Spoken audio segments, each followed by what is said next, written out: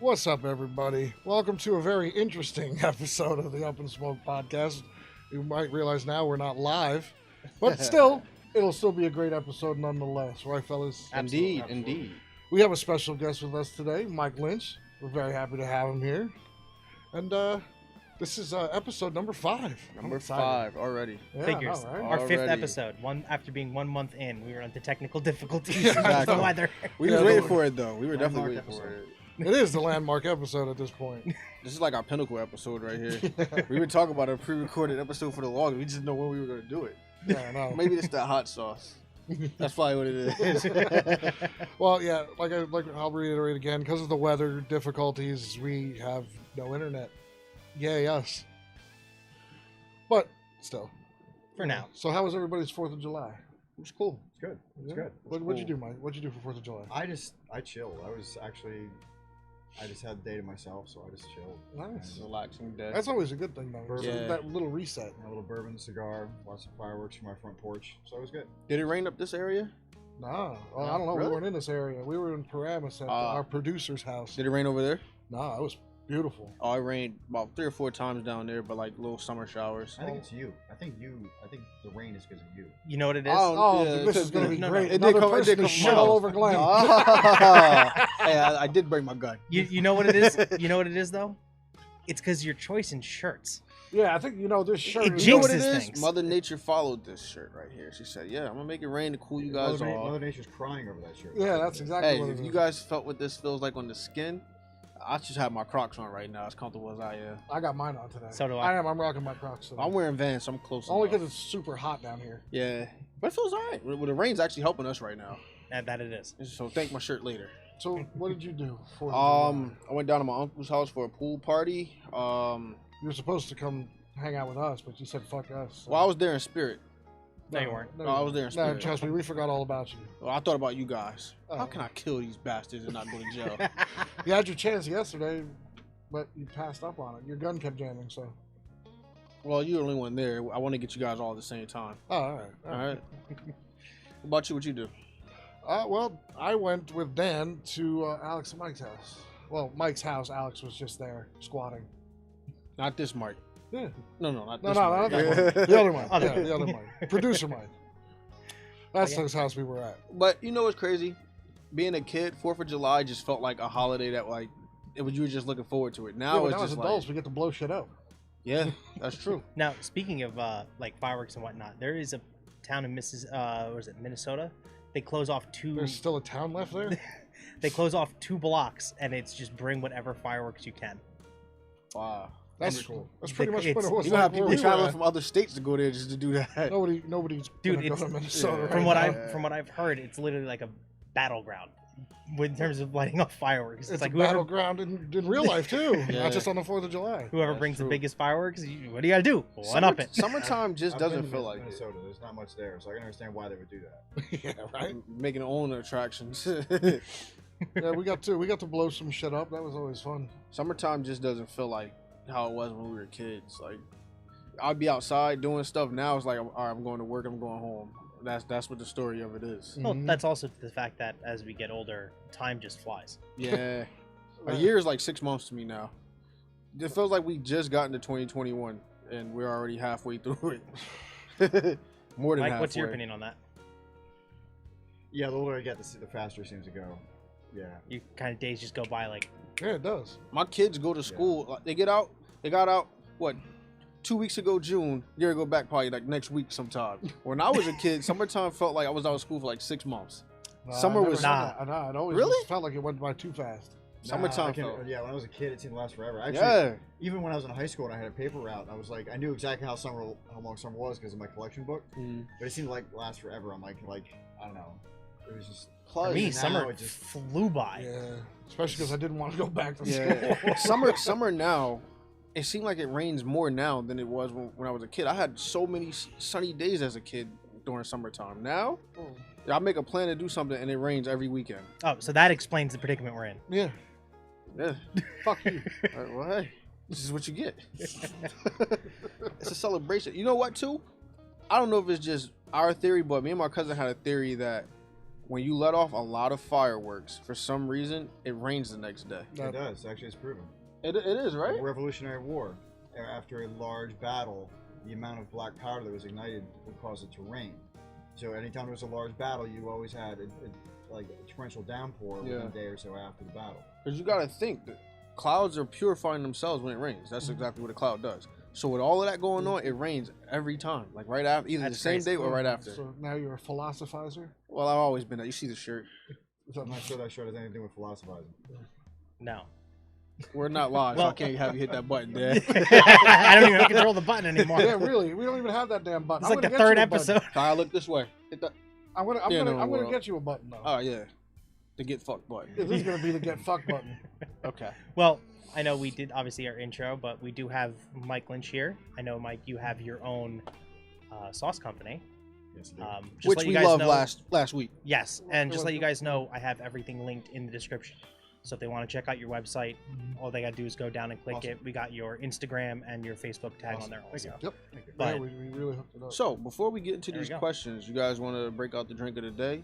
Well, we got two because Mike's not a wine drinker, so. So we're mixing it up today, something different. I See, like this it's episode. already, yeah, it's already like different. this. We're not live. Right. We got two drinks. We got a bartender. Dan. Chop chop. You know, you want me to move so you can smack the shit out of him? I don't know, do you have a white glove?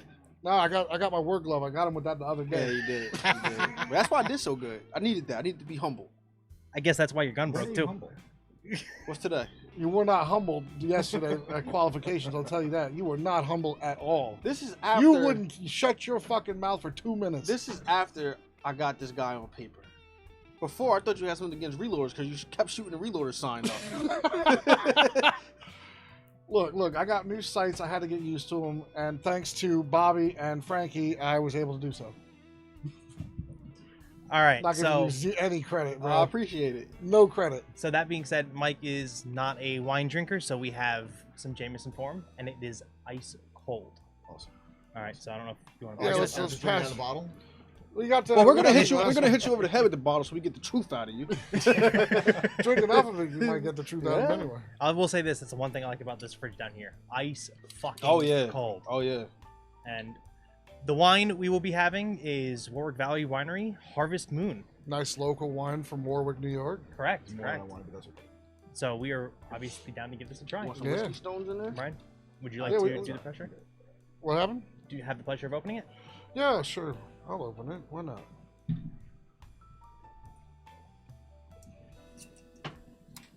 If we lose power, Yeah, if we lose power at all, we're really sorry. yeah. But we'll try to get back on as quick as we can.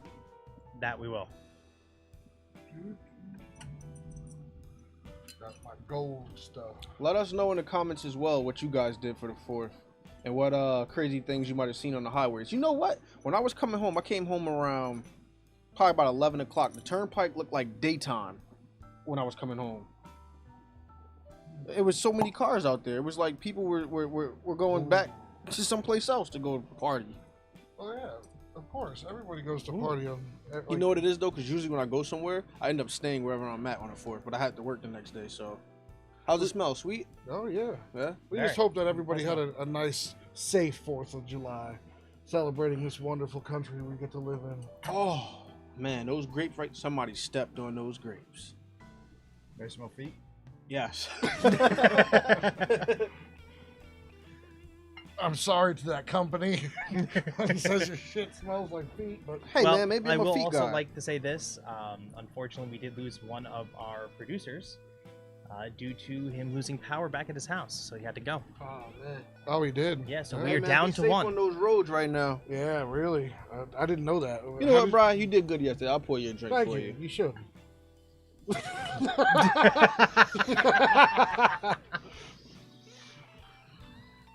I hope our producer Alex gets home nice and safe. I'm gonna Hope ask whoever you to else is drink. in the storm, all y'all at Reloaders still, get home safe tonight. Yeah, if Reloader still has power. Yeah, if y'all still have power. Let us know if you lost power as well, and where you are that you lost power. Oh, before we take, don't take that sip yet. I'm not. I'm taking a smell. Let me see. Let me see. Smells really nice. It does smell That- like This is our first white wine too. yeah. on It here. smells like a Moscato. It's not though. I know. That's the crazy part. That's why I know it's gonna be good. So what are we toasting to today? Well, let's toast to our guest, Mike Lynch, for Definitely being toast able to come Mike. here We tonight. appreciate you. Yep. And to success in life. Yes, absolutely. And to having a wonderful And to 4th of all of July. you Yes. viewing us, even with our technical difficulties, we still appreciate it. Better Absolutely. circumstances, no more mask. I'll take it. Yeah. I'll And take it. also, follow us on Twitter. Anytime we run into a situation like this, we'll post an update Oh right away. my goodness. Yeah. Oh yeah. Oh, and definitely the merch. The merch. Yes. The We got merchandise. tons and tons. Whatever you need, we have. And The and stickers then- aren't for sale. You can just ask and request, and we can get them to you. And the more merch that we buy, the more I think we'll unlock too on the store, which Yeah. is really neat. Plus, a lot of the majority of the proceeds that come to us on our end all goes back into the podcast, so we can get better quality. Different things on here, different higher end cigars. So Yes. yep. And the link is in the bio too. Yeah. Yeah. So it's nice, easy, and quick. How's that Jameson treating you? Outstanding. Now, Outstanding. on top of that too, as I was mentioning before, there is also a link for all of Mike's hot sauce and stuff like that too. Yes. Thank you. So Definitely. any new product you have come out and everything, when they go back to the channel and watch the video, they can click it and see what's there. Yeah, absolutely. And just Right. let us know too, and we'll throw it on. Whatever. Yeah, we want to get some more of the hot sauces too. that we I've can set got up another here. one that's going to be in the works real soon. Yeah. Cool. Cool. Perfect. Real Perfect. So, well, why don't we jump into some of the questions? I know we kind of mix We and always match mix order. it up. We Yeah, always mix it might up. as well. I mean, come on, we're recording it, right? Right. All right. So this time, I guess I'll go first, and then we'll just go from there. Yep. Yeah, sure. All right. So, Mike, we know that you are a competitive shooter Yes. in Western style, and you make these sauces. What else do you like to do? What else would I like to do? Hobby-wise? Video games. There you go. I've been playing video games since I was 5. So Atari and stuff like that. Man, before after that, our I was own gonna- heart. My dad here. brought home Pong in Ooh. 1975. Fuck So yeah. I was hooked since then. Then when he brought home Atari in like the late 70s, I was. So I've been doing console games since forever. There you go. So there's that. I like to ride my bike. Before you switch off the game topic, Yes. what is your favorite type of game to play? Are you into the sports? Are you into like the shooter games? Arcade Open style. world? I would say action adventure shooting. I do dig open world. Hmm. Yeah. So What's do you play, your- like Battlefield, Call of Duty? Yes and no. Battlefield, kinda. Call of Duty, yes, but I'm one of those guys that likes the sci-fi Call of Duties Yeah. that everybody else seems to hate. Yeah. Like I Gears really- of War, like that Fuck. kind of thing. Gears of War is probably one of the best games ever made. So But, shut your mouth. I dig the whole cyborg sci-fi spin they were putting on. Well, then here's the question for you. yes. What do you play on? PC, PS4. That's unfortunate. So, what made you go with PlayStation over Xbox? I'll tell you exactly. Drank what a it little too was. much that day? 1995. I was living by myself, and I am a huge fan of the Alien saga. Huge, to the point where 20th Century Fox flew me out to Hollywood to do on-screen interviews for a DVD. So in 1995, PlayStation came out, the first one, and the game Alien Trilogy came out, and I was all over that. I'm like, holy shit, an Alien game. And it looked awesome. So I that's the reason why I bought the PlayStation, because that game was only available on the PlayStation. Right. Xbox didn't exist then. Right. And I've just been Fanboy ever since. Nobody's yeah, saying, basically, I've Glenn, been- that PlayStation didn't come out first. Just Xbox got it better. So, I don't but I've know. been stuck on PlayStation ever since then. So my That transition and was the white PlayStation But to technically, Xbox. out of everything, PC smokes all of them. So Yeah. I just started getting the PC. you watching- you don't have a PC. No, I mean like actually learning what the difference between gaming on a console and PC is. The fact that I watch a lot of the skit videos where they do voiceovers of like the gameplay, just the option of being able to do whatever you want is insane. Like you can literally do whatever you want in that game. Where we have cars that are called like the Stingray in a video game because they can't call it a Corvette or whatever. To be able to actually put a Corvette in the game where it looks like it, like that's insane. Mercedes, all that kind of stuff. So cheating. Yeah. Well, I know you prefer a lot of sports games along Yeah. with your shooting games. Mike, you said you like Well, the you- action adventure / more sci-fi, futuristic aspect of games. They just don't make a lot of those kind of games now, though. You know what it probably is, one of though? the most competitive sporting games, though, and that's 2K. Yeah, 2K and Madden. And they really don't tolerate cheating, so be careful Oh with yeah, that shit. you can't cheat in none of those kind of games. Yeah, though. yes, you can. If you're on use PC, modded controllers and all that stuff. This too. brings up Yeah. a good topic. Mike, do you prefer the story or do you prefer the multiplayer aspect? I tend to prefer the story. Yeah, I'm the same And way. it's just because I'm an old school gamer. Yeah. Online play wasn't an option for decades when I was playing. So I got that's what I like.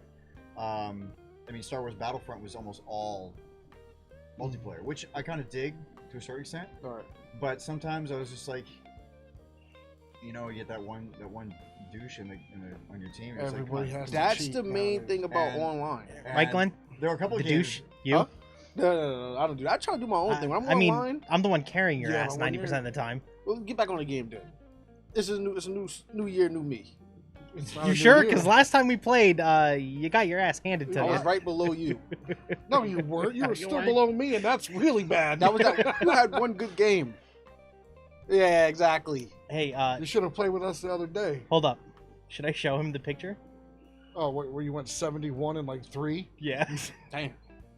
But that's the reason why I don't like online games too much, because when People I'm trying cheat on exactly, everything. not even that. If I'm playing like Grand Theft Auto, I'm trying to go hook my cars up and stuff. As soon as I hook it up, you just see me walking around minding my business. You're gonna blow me up in the car.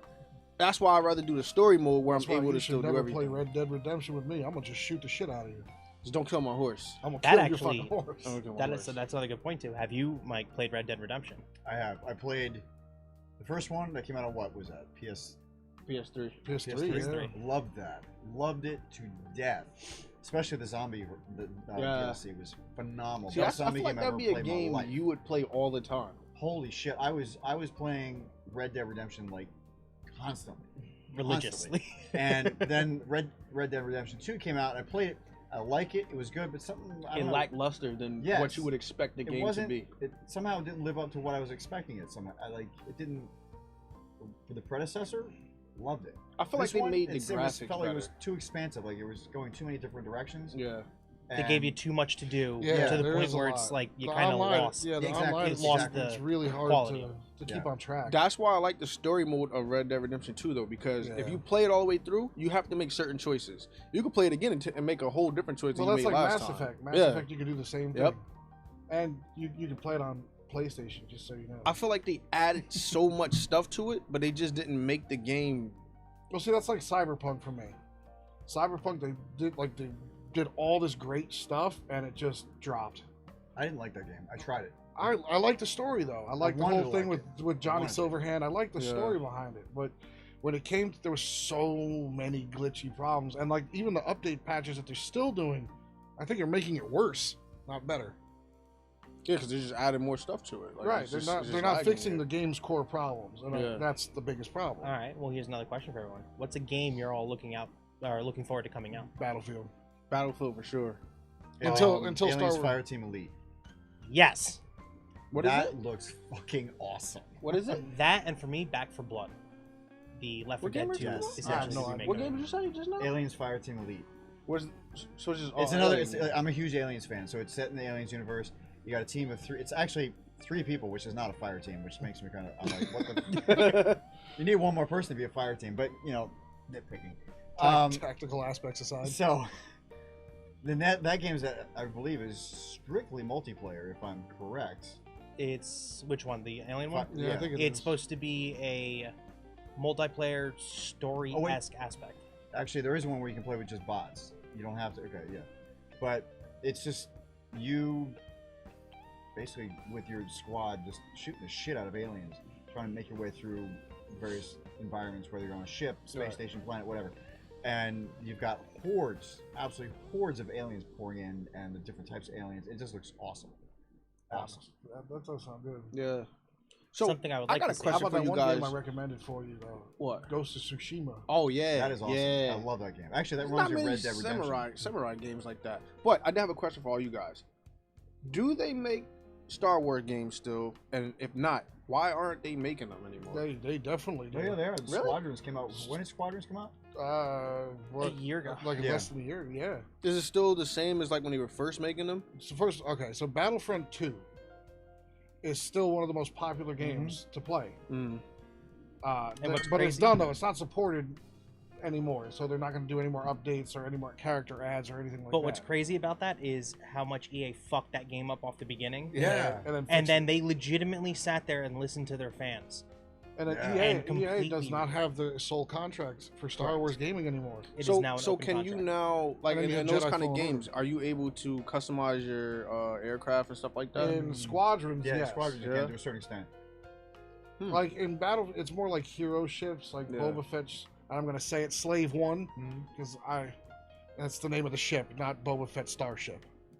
If you haven't heard about 'Cause- that, 'cause Lego's Disney- changing the I have name. heard about that. That's And Pisses then it me has off. the Millennium Falcon and all of its different variants and Darth Vader's ship. So See, the problem you run into with a Star Wars game like that is any game that has come out since Disney bought Lucasfilms is canon. Mm. right. So they don't give you the ability to really change a lot because then Right. that means that it changes canon. Right. Right. And that's So- why they got so pissed off when Jedi Fallen Order put the orange lightsaber back in. They canonize it because of that. Because that was strictly Legends. I didn't like that game. Really? Didn't like it. It's basically just a glorified platformer, and I don't like platformers. I like just throwing Platformers stormtroopers piss me around. off to no end, which is why I didn't like Force Unleashed 2. Okay. Force Unleashed, I can see the first one, loved it to death. Force Unleashed 2, there's like half the game is just platforming, It's very linear and in it just that I, aspect. I didn't like it. Well, Yeah, you know, I agree Ubisoft with is that. coming out with a open world Star Wars game. Really? Yeah, Yes, it completely is open in world. production as we speak. Apparently, because as Brian said, EA no longer has the exclusive contract with the Star Wars title for games. Ubisoft is making it. Mhm. They pitched it to someone from Disney, and Disney was like, "Absolute the fuck yes, go for it." Which is weird because usually they're not like that right now. But Now, No. would that go to Xbox and PlayStation as well? yeah, that will be- everything's now going to be multi-platform. Correct. Yeah, there are very few games that are proprietary. Right. Except for probably Halo. everything coming out of Bethesda and Xbox Studios. Yeah. So you're That's never going to gonna get be- Halo. You're never going to get Gears of War, the greatest game ever. But that being said, the way Microsoft is doing that is when they do release games like that, Oh, see, It's there gonna we go, be- folks. There's the little flash there. it's going to be specifically for Xbox and PC, and it will be cross-platform in that respect. Right. Where Sony is still sticking with sticking with their guns. You buy the game, you own the game, you play it on a PS4, Yeah. and that's it. Right. Microsoft seems to be going, you buy it on the PC or buy it on your Xbox, it doesn't matter, you'll have it on both. All right. All right, so let's go back to the original question because I'm sure there was more about what other stuff you like to do. Yeah, we kind of Yeah, really, we really really like veered this off all. there. Yeah. I mean, Star Wars is a popular thing. We had to discuss that. Well, I know that one of our other guests, Frankie, he really wants to come on the show too, and he's like one of the biggest, probably next to me, one of the biggest Star Wars Yeah. fans there is. Well, you know No, what we could I don't do? know. Eric from work too is pretty Yeah, him too, hardcore yeah. Star Wars too. I just started getting into it because, like I said, I had watched it when I was a kid, but to actually understand it now and watch them all over, Well, I can tell you good- this much. good At least series. May 4th next year, we can do a Star Wars podcast. Hell yeah! I'll bring all my helmets down and everything. Oh, yeah. Put them all on the table. We'll make it a fucking production. We'll have everybody we can have here and just everybody in Talk costume. Star Wars. Yeah. I like that. Yeah. I like that. Houdini! So, what you wanted to add to that, Mike? Yeah, now that you finally can. Yeah. What am I adding to? I'm sorry. What was Anything else that you like to do? Hunting, fishing, stuff like that. Never really got into hunting. My dad was into hunting. I never really got a taste for it. I do enjoy fishing.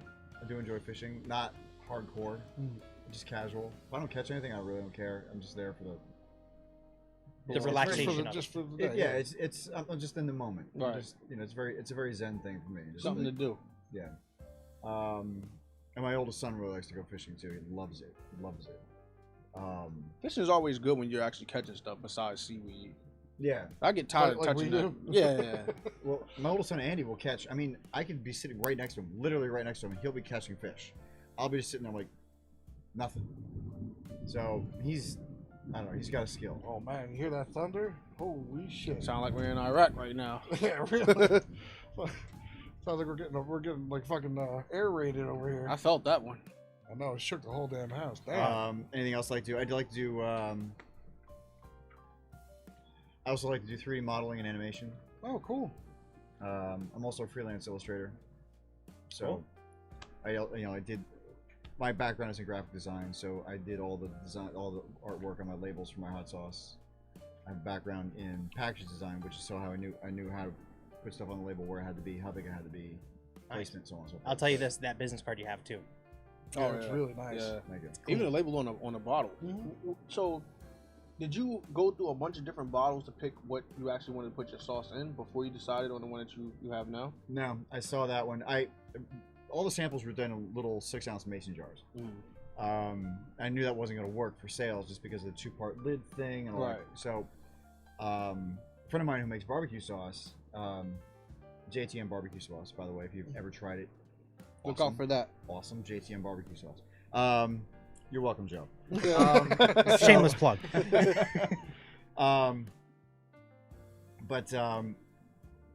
Yeah, he pointed me to the place where he gets his jars from.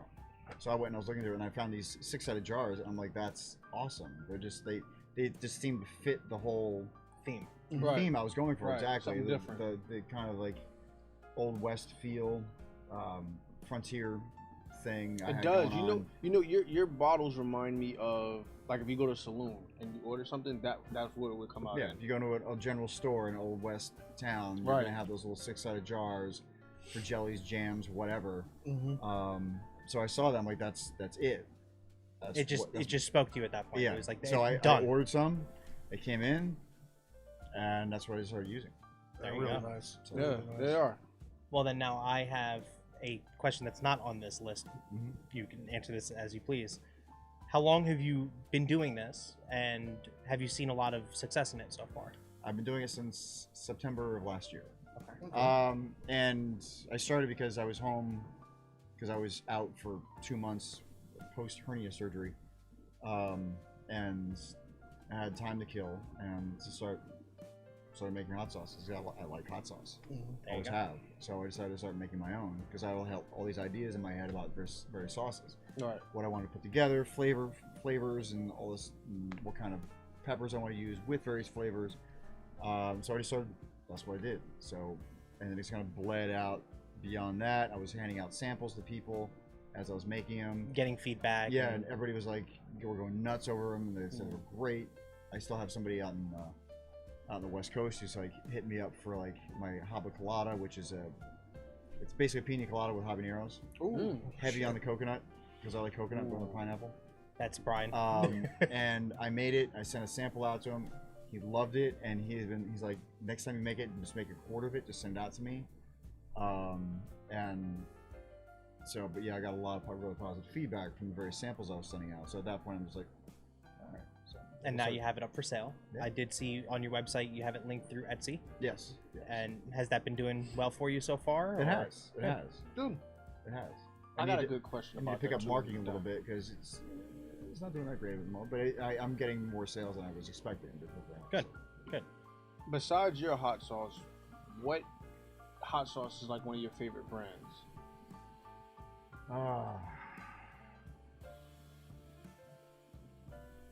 Right now, the one I'm kind of grooving on is Hank's, and I think it's relatively local. It comes from South Jersey. A friend of mine got me into that one, actually, because they go down to South Jersey a lot, and they brought me a bottle back. But I don't know. I don't have a specific brand, because I'm constantly buying different brands to see what I like and see what I don't. And some of it's for inspiration. Some of it's just like I'll have an idea of what I want to put it on, so I'll get a hot sauce for that. Right. I like to go to Susie's Hot Sauce in New Hope, because they used to have a much bigger selection than they do now, but they have a lot of local hot sauces. Right. Cool. Both from Pennsylvania and New Jersey. So I'll go there whenever I go to New Hope, or I'm in Lambertville. I'll swing by Susie's Hot Sauce and pick some up there. Well, there you go. What about like Frank's Red Hot? It's okay. Must be like water to you now. Right? It's kind of generic. It's kind of like Tabasco. Add a little kick into something that's it. Yeah, I like to have a little more depth to my hot sauce, whether it be flavor or the level of heat. So like your hot sauce is the one that we had was almost like a paste kind of sauce. Are your textures different as far as like different type of sauce? Yes. Yeah. The next one we're gonna be doing is the peach lime. It's not as. I mean, the apple cranberry has a consistency of applesauce because of the apples. Right, right. But this one is. The other one is. It's also on the thicker side, but it's more.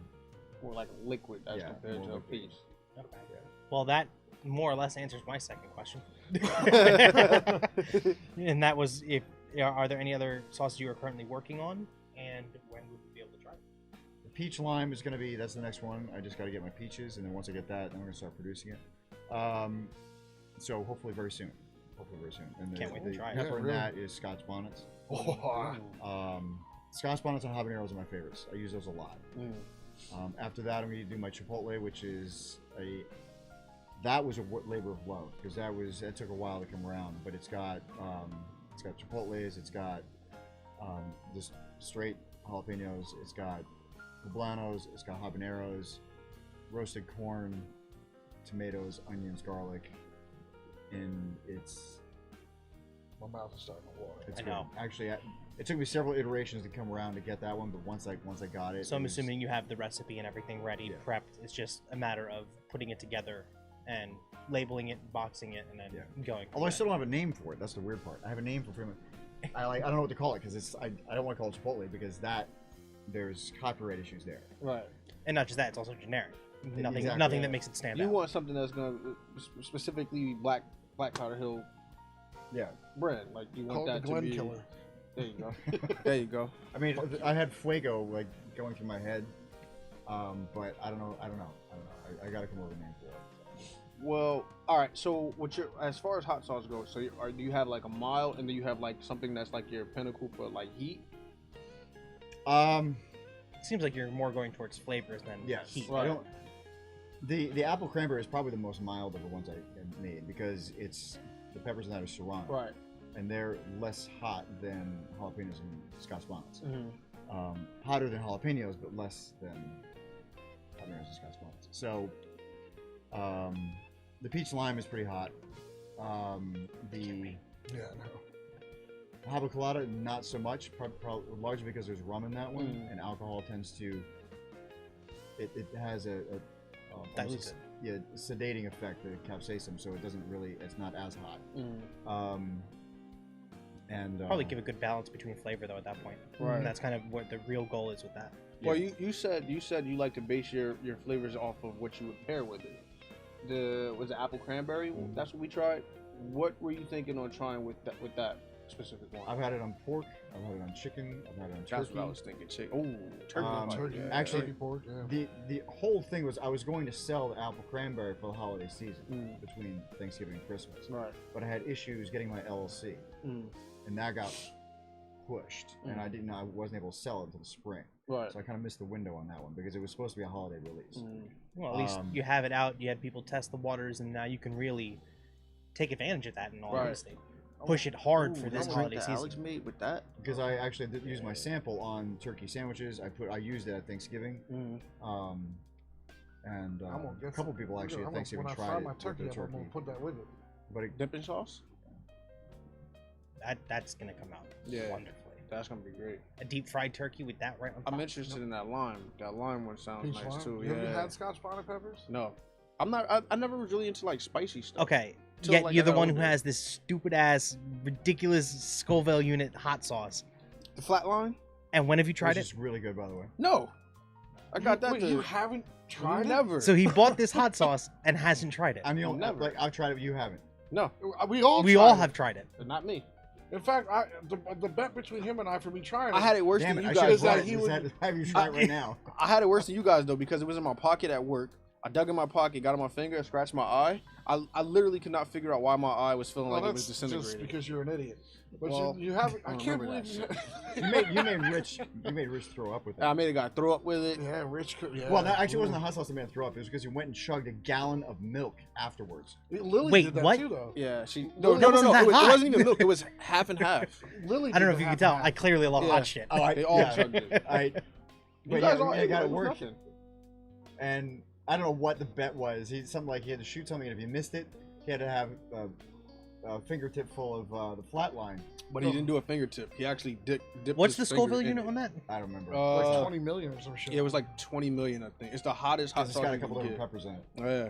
All Has right. the hottest pepper you can get, and then the mildest pepper you So can get. Glenn is going to try it at some point, Yeah, we're gonna and when give he him a try does, on we're going to stream. record it, Yeah. and we're going to make I sure wanna that we see put it. it up there. Yeah, Powder Hill hot sauce challenge too. That sounds good too. That's Ooh.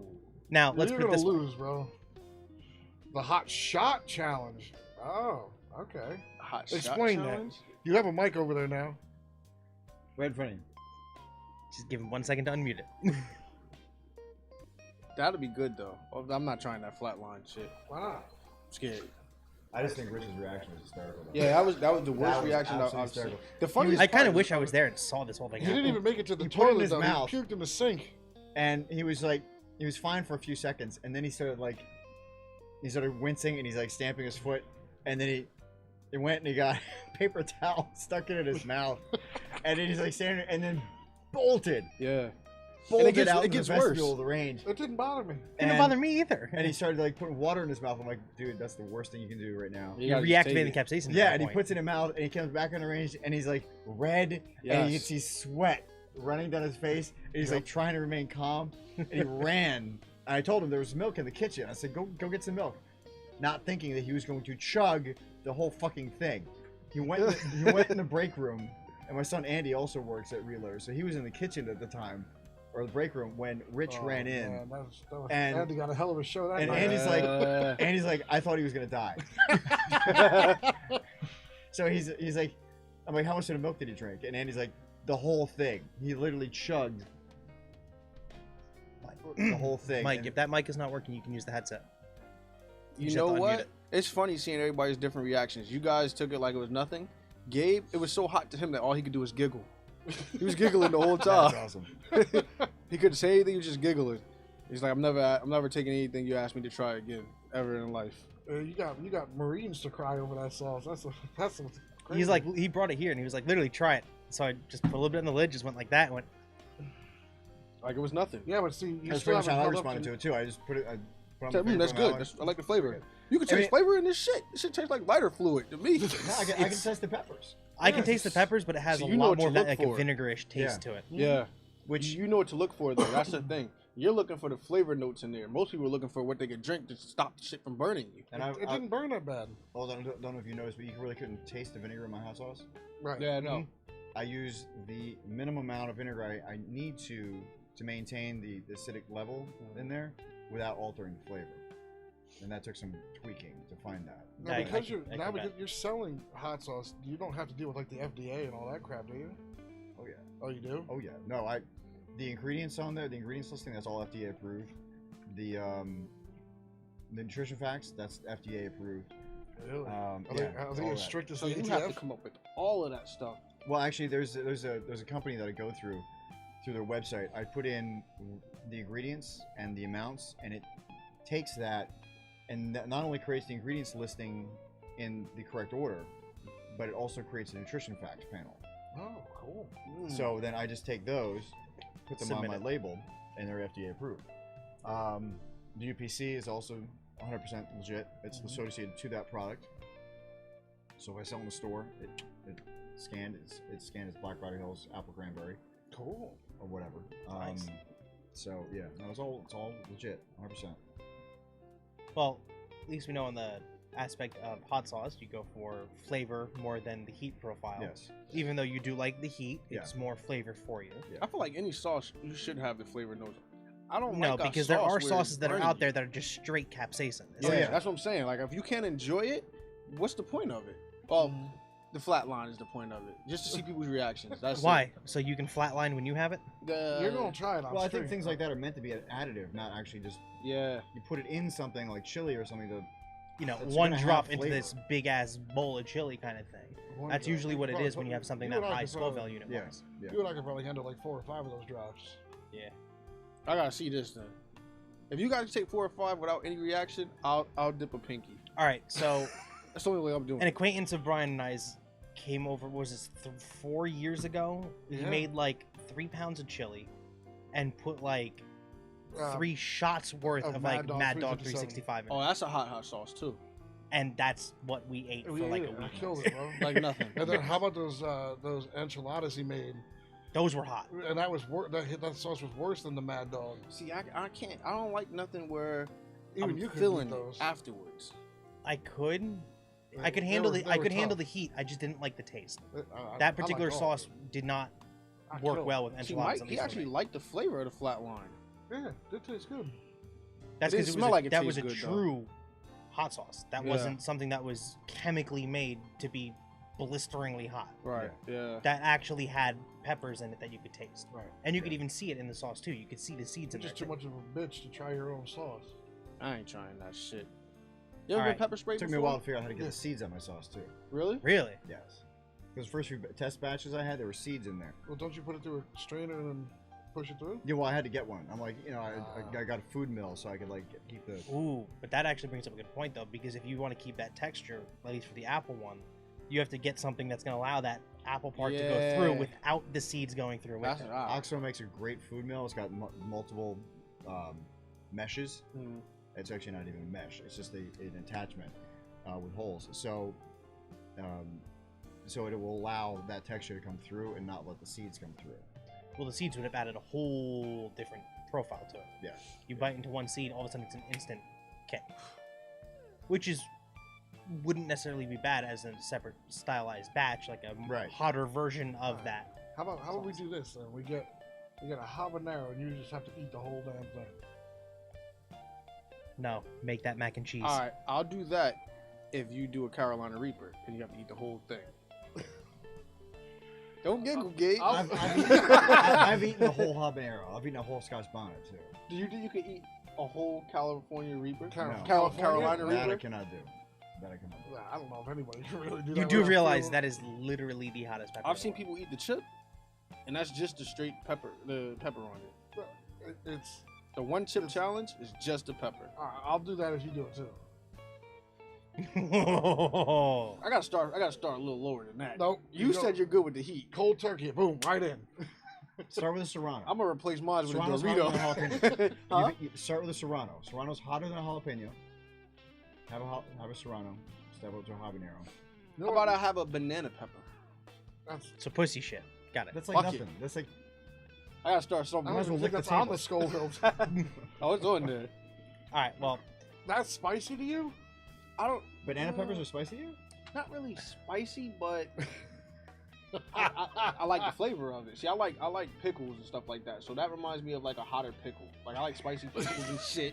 I'm good with that. I don't want nothing that's gonna be burning me to where I can't taste it after a while. So apparently the Hot chips pickle. are already being shipped.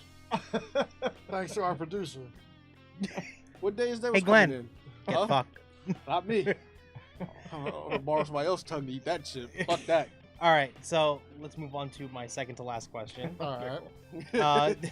Mike, this is to you, and this is to actually all of us. When you are at a restaurant, do you go for the customer service or the food? Food.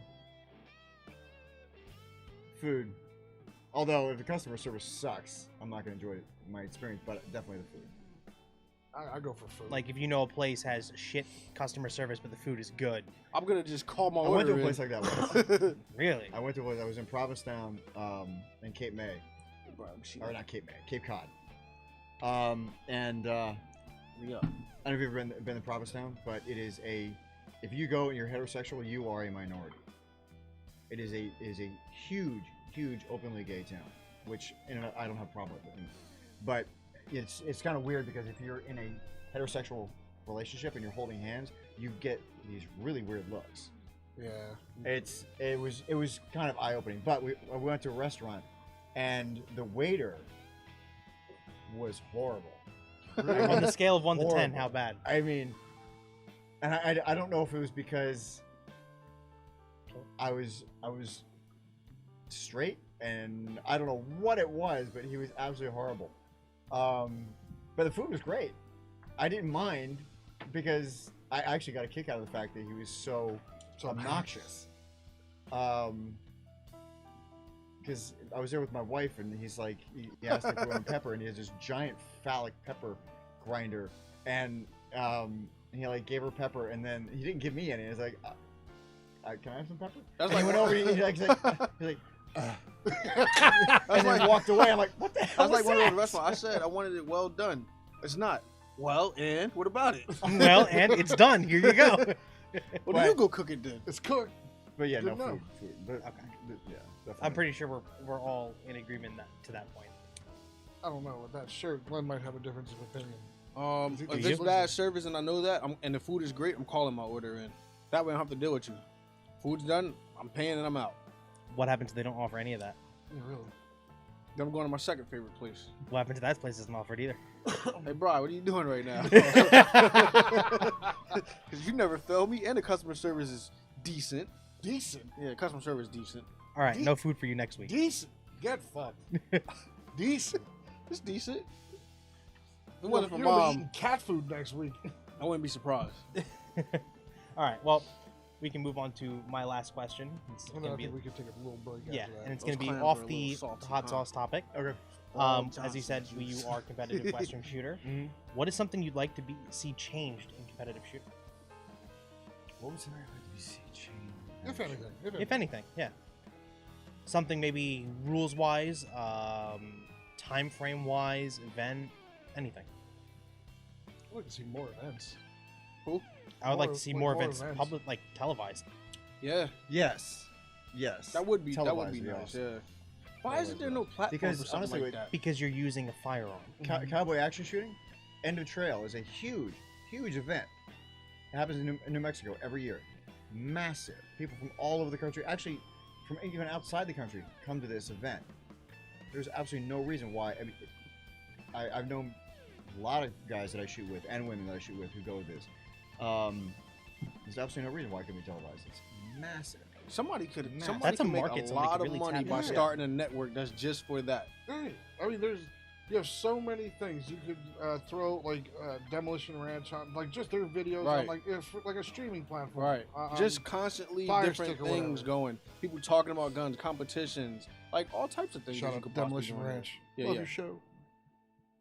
Kentucky Ballistics. All Well, I those mean, guys. I guess that's where that YouTube platform can really take off. with Right, something but like that. the problem is people don't like to hear the guns word.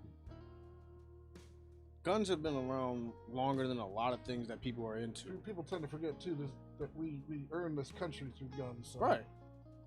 Guns aren't It always defends our used in freedom. bad ways. Competition shooting, you're shooting at a metal target. Nobody's getting hurt, but it's the idea Right, of man. seeing somebody be able to do this that fast and be that And accurate. Did you ever see one of those westerns? Yeah. Ooh, they are And they're fast. insane. Yeah, I've seen. Yeah, I shoot with guys that are able to shoot a single action revolver or even a lever gun faster than I've seen anybody shoot a semi-automatic. And be accurate with it. Fuck yeah! Round after like they look like a dead shot. They're so accurate. It's like it's ridiculous. That's insane. Yeah. I'd love to go out and watch an event. Yeah, so would I. Yeah. They're a lot of fun actually. If you just show up to one, you want to try it. Anybody's want to let you try put your gear on and just go. That's Yeah, like when you Yeah, watch no, like it's actually one of the great things about NASCAR. cowboy action shooting. You just show up and you're interested and you want to try it. Somebody's there. Somebody will lend you a shotgun. Somebody will lend you a rifle. Somebody will lend you their rig and their pistols, and you run the stage. When you That's see those great. shooting those The camaraderie play, can't Yeah, beat no, that. it's awesome. That's one of the reasons I love Trap cowboy action shooting. It's just, Yeah. there's a Is saying in that, cowboy action: you go for the shooting, you buckshot stay they for the, using? stay for the Bird. company, That's bird. Mhm. Oh, okay. and it's So that's it's why true. they're able to I mean, hit I that just- like that. I I'm figuring love you can shoot a slug like that. camaraderie there. Yeah, it must be a nice camaraderie because it's a niche community. It's like a 3-gun run, but Western style. Yeah. I love that shit. I love that. Yeah. Well, then now here would be an alternative question for you also. Would you like to see more places that offer you the ability to train for something like that? Or practice and stuff like that? Yes. Yeah. Because most indoor ranges aren't going to let you wear a rig with 2 guns on it. That's true. That's true. Texas. Yeah. Well, not in New Jersey anyway. Yeah. you can go Yeah. to Texas. Outside New Jersey and free country, yeah. But, Which basically in in any the other direction freedom but states. north. yeah, exactly. But Shout yeah, out but Phil most Murphy. ranges I gotta aren't check gonna you. let you wear a rig with 2 guns on it, and You let alone redact have a that. cross draw. One second, Mike. You need to redact that statement Why, right what's now. that? He just shout out Phil Murphy on this podcast. He sent me a check today. Shout out Phil Murphy. I didn't say I like him. I said shout out to Phil Murphy for the check. He personally gave you a check? Yeah. Personally. It's in the car. It says, thank you from Governor Phil Murphy. It says that New Jersey, he realized that New Jersey is a better state when there's fair treatment. So for me being a New Jersey resident, he sent me a check personally. I didn't get one of those. I didn't get one either. Neither did I. Really? Yeah. I guess it's racist. Thank you, Phil Murphy. Hey, so soon we'll have somebody new sitting in this chair. Hey, Mike, how would you like to be the regular? Because there's no way in hell I will ever shout out that fucking. All right, let me clarify this. Thank you, Phil Murphy, for the check. That better? That's a little better. All right, cool. No, tell him to go fuck See, that's the himself, difference and then between me and you. I give credit where it's due. That bastard has taken more from you than that check is worth. One of his campaign, he was campaigning on the fact he was going to raise taxes by 1.5 billion. I don't remember what, but he was actually campaigning on the fact he was going to raise it. People voted for him for that, and he's done it. Mm-hmm. Yeah. So you He's sure done you it. still want to thank him? 'Cause And he's people taking love the your fact money. he's Well, I raised gotta say taxes. thank you for the check. That's what I I'm know, saying. you Thank can you. thank I don't get. the New Jersey Hey, if you Department told of me you were Treasury. gonna raise the taxes, but fix all like the roads and shit like that, I'd be more inclined to it if they actually did it. Yeah, they won't do it though. No. Where does it go? So- In his pocket. Let me reiterate this. Thanks for nothing, Phil Murphy. Thanks for nothing. And I'm pretty sure there's And I thousands really, of businesses that would agree really with us on hope that. you're really scared to lose your job at these upcoming elections. That's why I thought I got the check. That's what I thought it was for. Wait, buying you out? Yeah, that's what I thought. to Buying your secure vote? I need a couple more zeros behind that to get that vote, though. Oh, That's the only way I'm voting. The sad thing is he probably will get reelected just because of because it's COVID. South Jersey. South Jersey will always vote blue, always. And that and everything they feel he did for COVID. Yep. Well, yeah, please. So yeah, he'll probably get reelected. It's a Unfortunately. good topic though, because there's a lot of businesses that didn't get the chance to reopen because of Phil Murphy. Yeah. And a lot of people were pissed off at that. There's a local restaurant in my town, right down, maybe a mile and a half from my house, right down the road, that closed because of the fact that he closed everything down for so long. It was just close for us, though. I'm sure if he wanted to go to a restaurant, it would have been just fine for him. Oh, yeah. And I know the family. I mean, the daughters go to school with my boys. It's a shame. It really is a shame. Because that could have been a legacy that could, that family could have passed down to their Right. daughters, and now, Yeah, totally. and not just because of COVID, because COVID is the main culprit, but because we had an inept governor, it just fucked it all over for that family. Really sorry to hear that. I think about that all the time. If you just open a small business, you're thinking, all right, things are going good. We're going to upgrade. We're going to do all of this. And then COVID hits. And then it just wipes out your dreams. Like, how do you restart those dreams like that again? I don't know. At any given don't know. time, you can have something else happen that can do the same thing. Do you really want to take You that can't live risk your and life do in it? fear, though. Well, Yeah. look at that gym that was in South Jersey. They're at like what? Almost $4 million in fines Oh, Yeah. from kept letting people in because and they stuff? told Yeah. Murphy to go fuck himself. Yeah. Yeah. And see, that's what most people should have done. Because really, who's going to pay those fines off? Nobody's going to pay those fines. Well, Phil Rizzo. That's like taxation without representation. It's true. Well, Phil Rizzo was one of the Republican candidates running. Yeah, he obviously, should have won the primary. didn't do bad for not spending as much as all the other competitors. And He's whatnot. endorsed by Trump, which I think is what hurt him in the long run. But at the end of the day, he was a pastor. If you haven't looked into this, he basically said the reason why his church was considered non-essential is because it didn't say City Baptist Liquors. Liquor store being considered essential and a place to worship, which is a right we have, was completely ignored.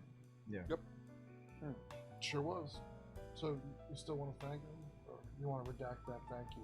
I'm thinking for the check, not for what else. He he's doing. didn't personally write you that check. Well, I saw a signature on there. You do realize that's a copy and paste, right?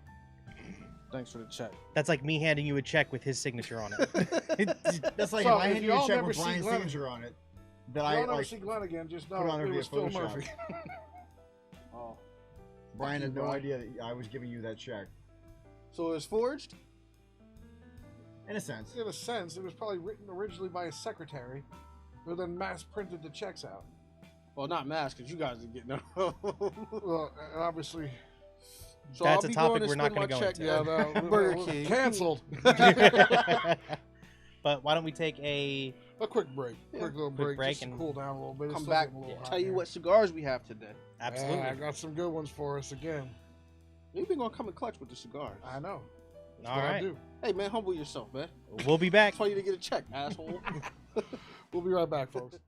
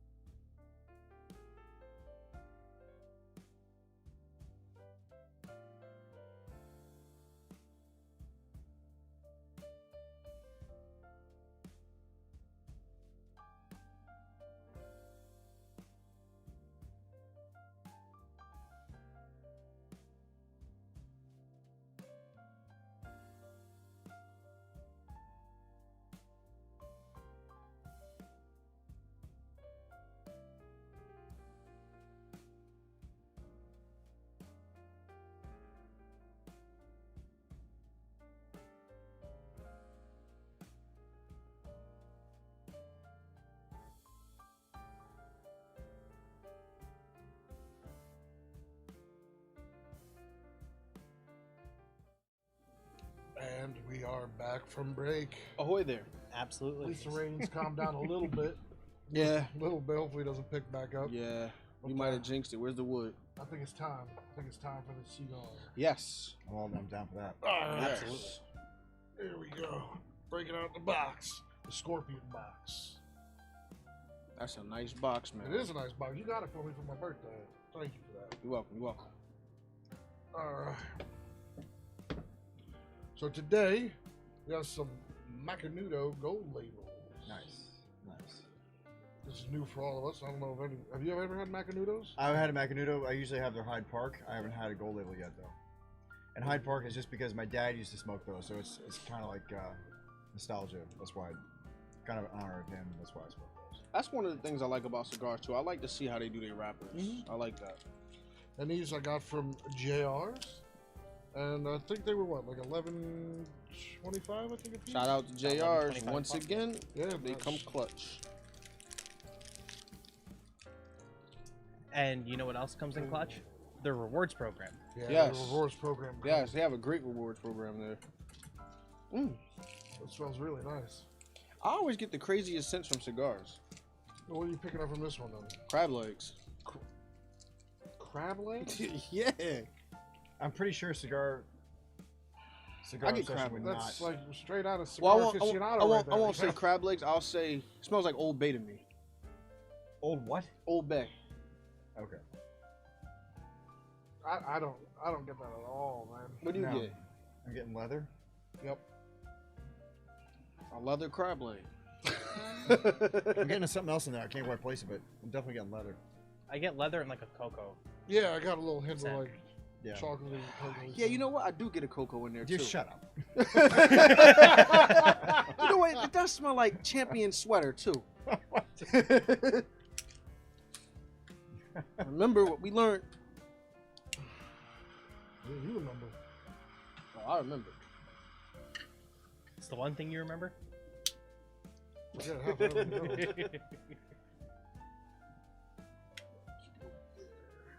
I did not light it properly. I know that.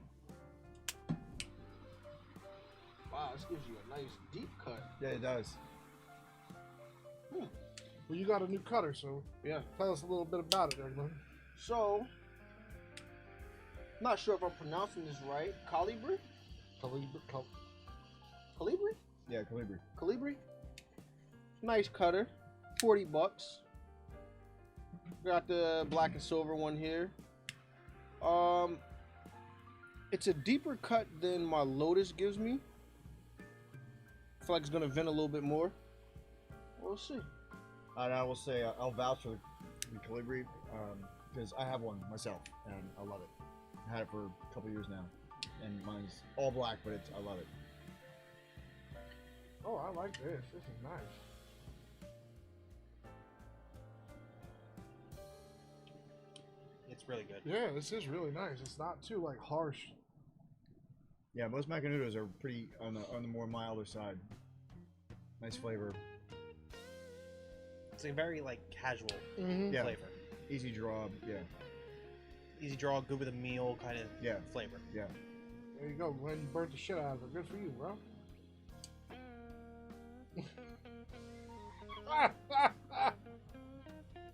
Padermo taught me that. Perdomo. No, he did not teach you to burn the daylights out the bottom. Shout out Nick Padermo. No, sorry, Nick Perdomo. First of all, that's his real name. He did not teach you how to burn the crap out of it. I turned my lighter up too high. So, But Nick, if I didn't, this would have been a perfect burn. this is what Nick Perdomo taught right here. This Wow, that the is perfect nice one. right there. That does look like something it looks like a fake cigar right there. Uh-huh. I paid attention. Yeah, it looks like those rubber cigars you used to buy. Yeah, exactly. When you want to look cool. Mhm. I gotta learn my new lighter. You use the lighter you've been using. No, that's the one you got me. Oh, this one here? Yeah.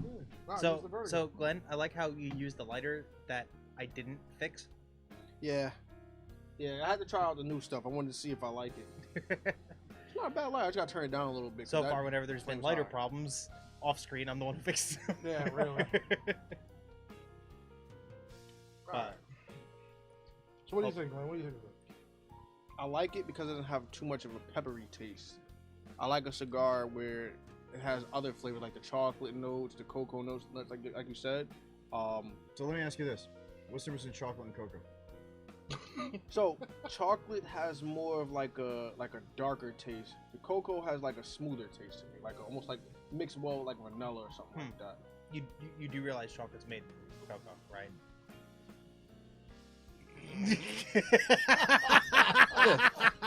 Fifth. All right, that's his. That's 1/5 his. for the show Hence then. my question.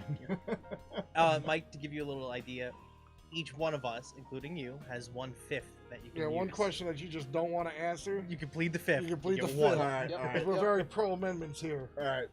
So, if we follow this trend, Glenn will be using his first every single time.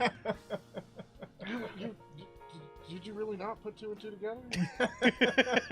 How much wine have you had? Hot cocoa, hot chocolate. It tastes different. What? What? I got different taste buds and different senses. It's the same thing. It's not. All right, fine. You know what? I'll just go. Moving on. Yeah, really. Holy shit. Clearly, the shirt is messing with his thought process. Holy shit. It's not the same. I gotta sign you up for some culinary classes. Not the Explain same, that to man. your chef instructor. It's not the same. Now that would be a perfect blooper reel. I'm gonna have an argument with your instructor. You know what? We should send that to Gordon Ramsay's TikTok about how he thinks that chocolate and cocoa are completely different. They are. I want Gordon Ramsay's reaction to that. Yeah. You see him come out of nowhere, All just right, bitch slap so the hell out dark of Glenn. chocolate is the same as cocoa. Cocoa is used to make dark chocolate. And Out of chocolate the in cacao general. plant. All right, so chocolate itself comes from what? The cacao plant. What does cocoa come from? The It's cacao plant. refined from the cacao plant. So it comes from the same part, but it's a same plant, but different parts. No. There's seeds inside, and that's what makes it. The seeds from the cacao plant are Is extracted, chocolate. and then that becomes your cocoa powder when ground down, and that is then used to make chocolate. It's the cocoa bean. Have your people talk to my people about it. Well, I don't want to talk to your people if they don't even know what the difference between chocolate and cocoa are. I'm not really a chocolate guy anyway. I'm not either, but I I don't still like know chocolate. that shit. I don't need to know it. I have you to know it. It's like saying strawberries and strawberry jam are two different things. Wait, are they in your mind? I mean, yes, they are, but it's the same. Now, see, you can't plead the fifth. You used it already. Yeah, you already used it. I got my answer already. What's your answer? Shout out Wakanda. What does Wakanda have to do with anything? It's a different place than here. That's why I think different. You're not from Wakanda. How do you know that? And that's from the Marvel Cinematic Universe. Because You don't know what's Wakanda out there. doesn't exist. You don't know what's out there. Yeah, it's called a globe. There's no place called Wakanda on the globe, Yeah. unfortunately. You don't know. I wish there was a place called Wakanda. That'd be pretty cool if sick. it was. Could be for all we know. Yeah, well, so Batman could be swinging through Gotham City for all we know too. Could be. Man, let me live in my dreams. My cocoa and my chocolate is different. Yeah, exactly. Wakanda forever, though. So if that's the case, why does Nutella have cocoa in it? Because Nutella is based off of the hazelnut. It includes cocoa. Right. Oh, It's you in the guys know flavor. your shit around here. Let me I see. ain't coming to the show no more. Makes food. First of all, You know what? You need to move over to this seat. I'm going to move over to that one. Yeah. alright? First of all, this show was a culmination of yours and mine idea. And I have an idea. And you're at this point, you're just the comic relief. So. You rat bastard. All right, so before I guess it's time to give Glenn a little break of beating the crap out of him. So why don't we do this then? just Why for don't we now. have Glenn give his questions? No, I'll go. Okay. I'll go. Yeah, So we're gonna yeah. we're gonna give Glenn a full break. Yeah, full break. Let me do All some right. Google's researches in my head and find out about this cocoa. You do Your your thing. Google's broken. It's probably Google. Just go I'm going on Ask Jeeves. How's that sound?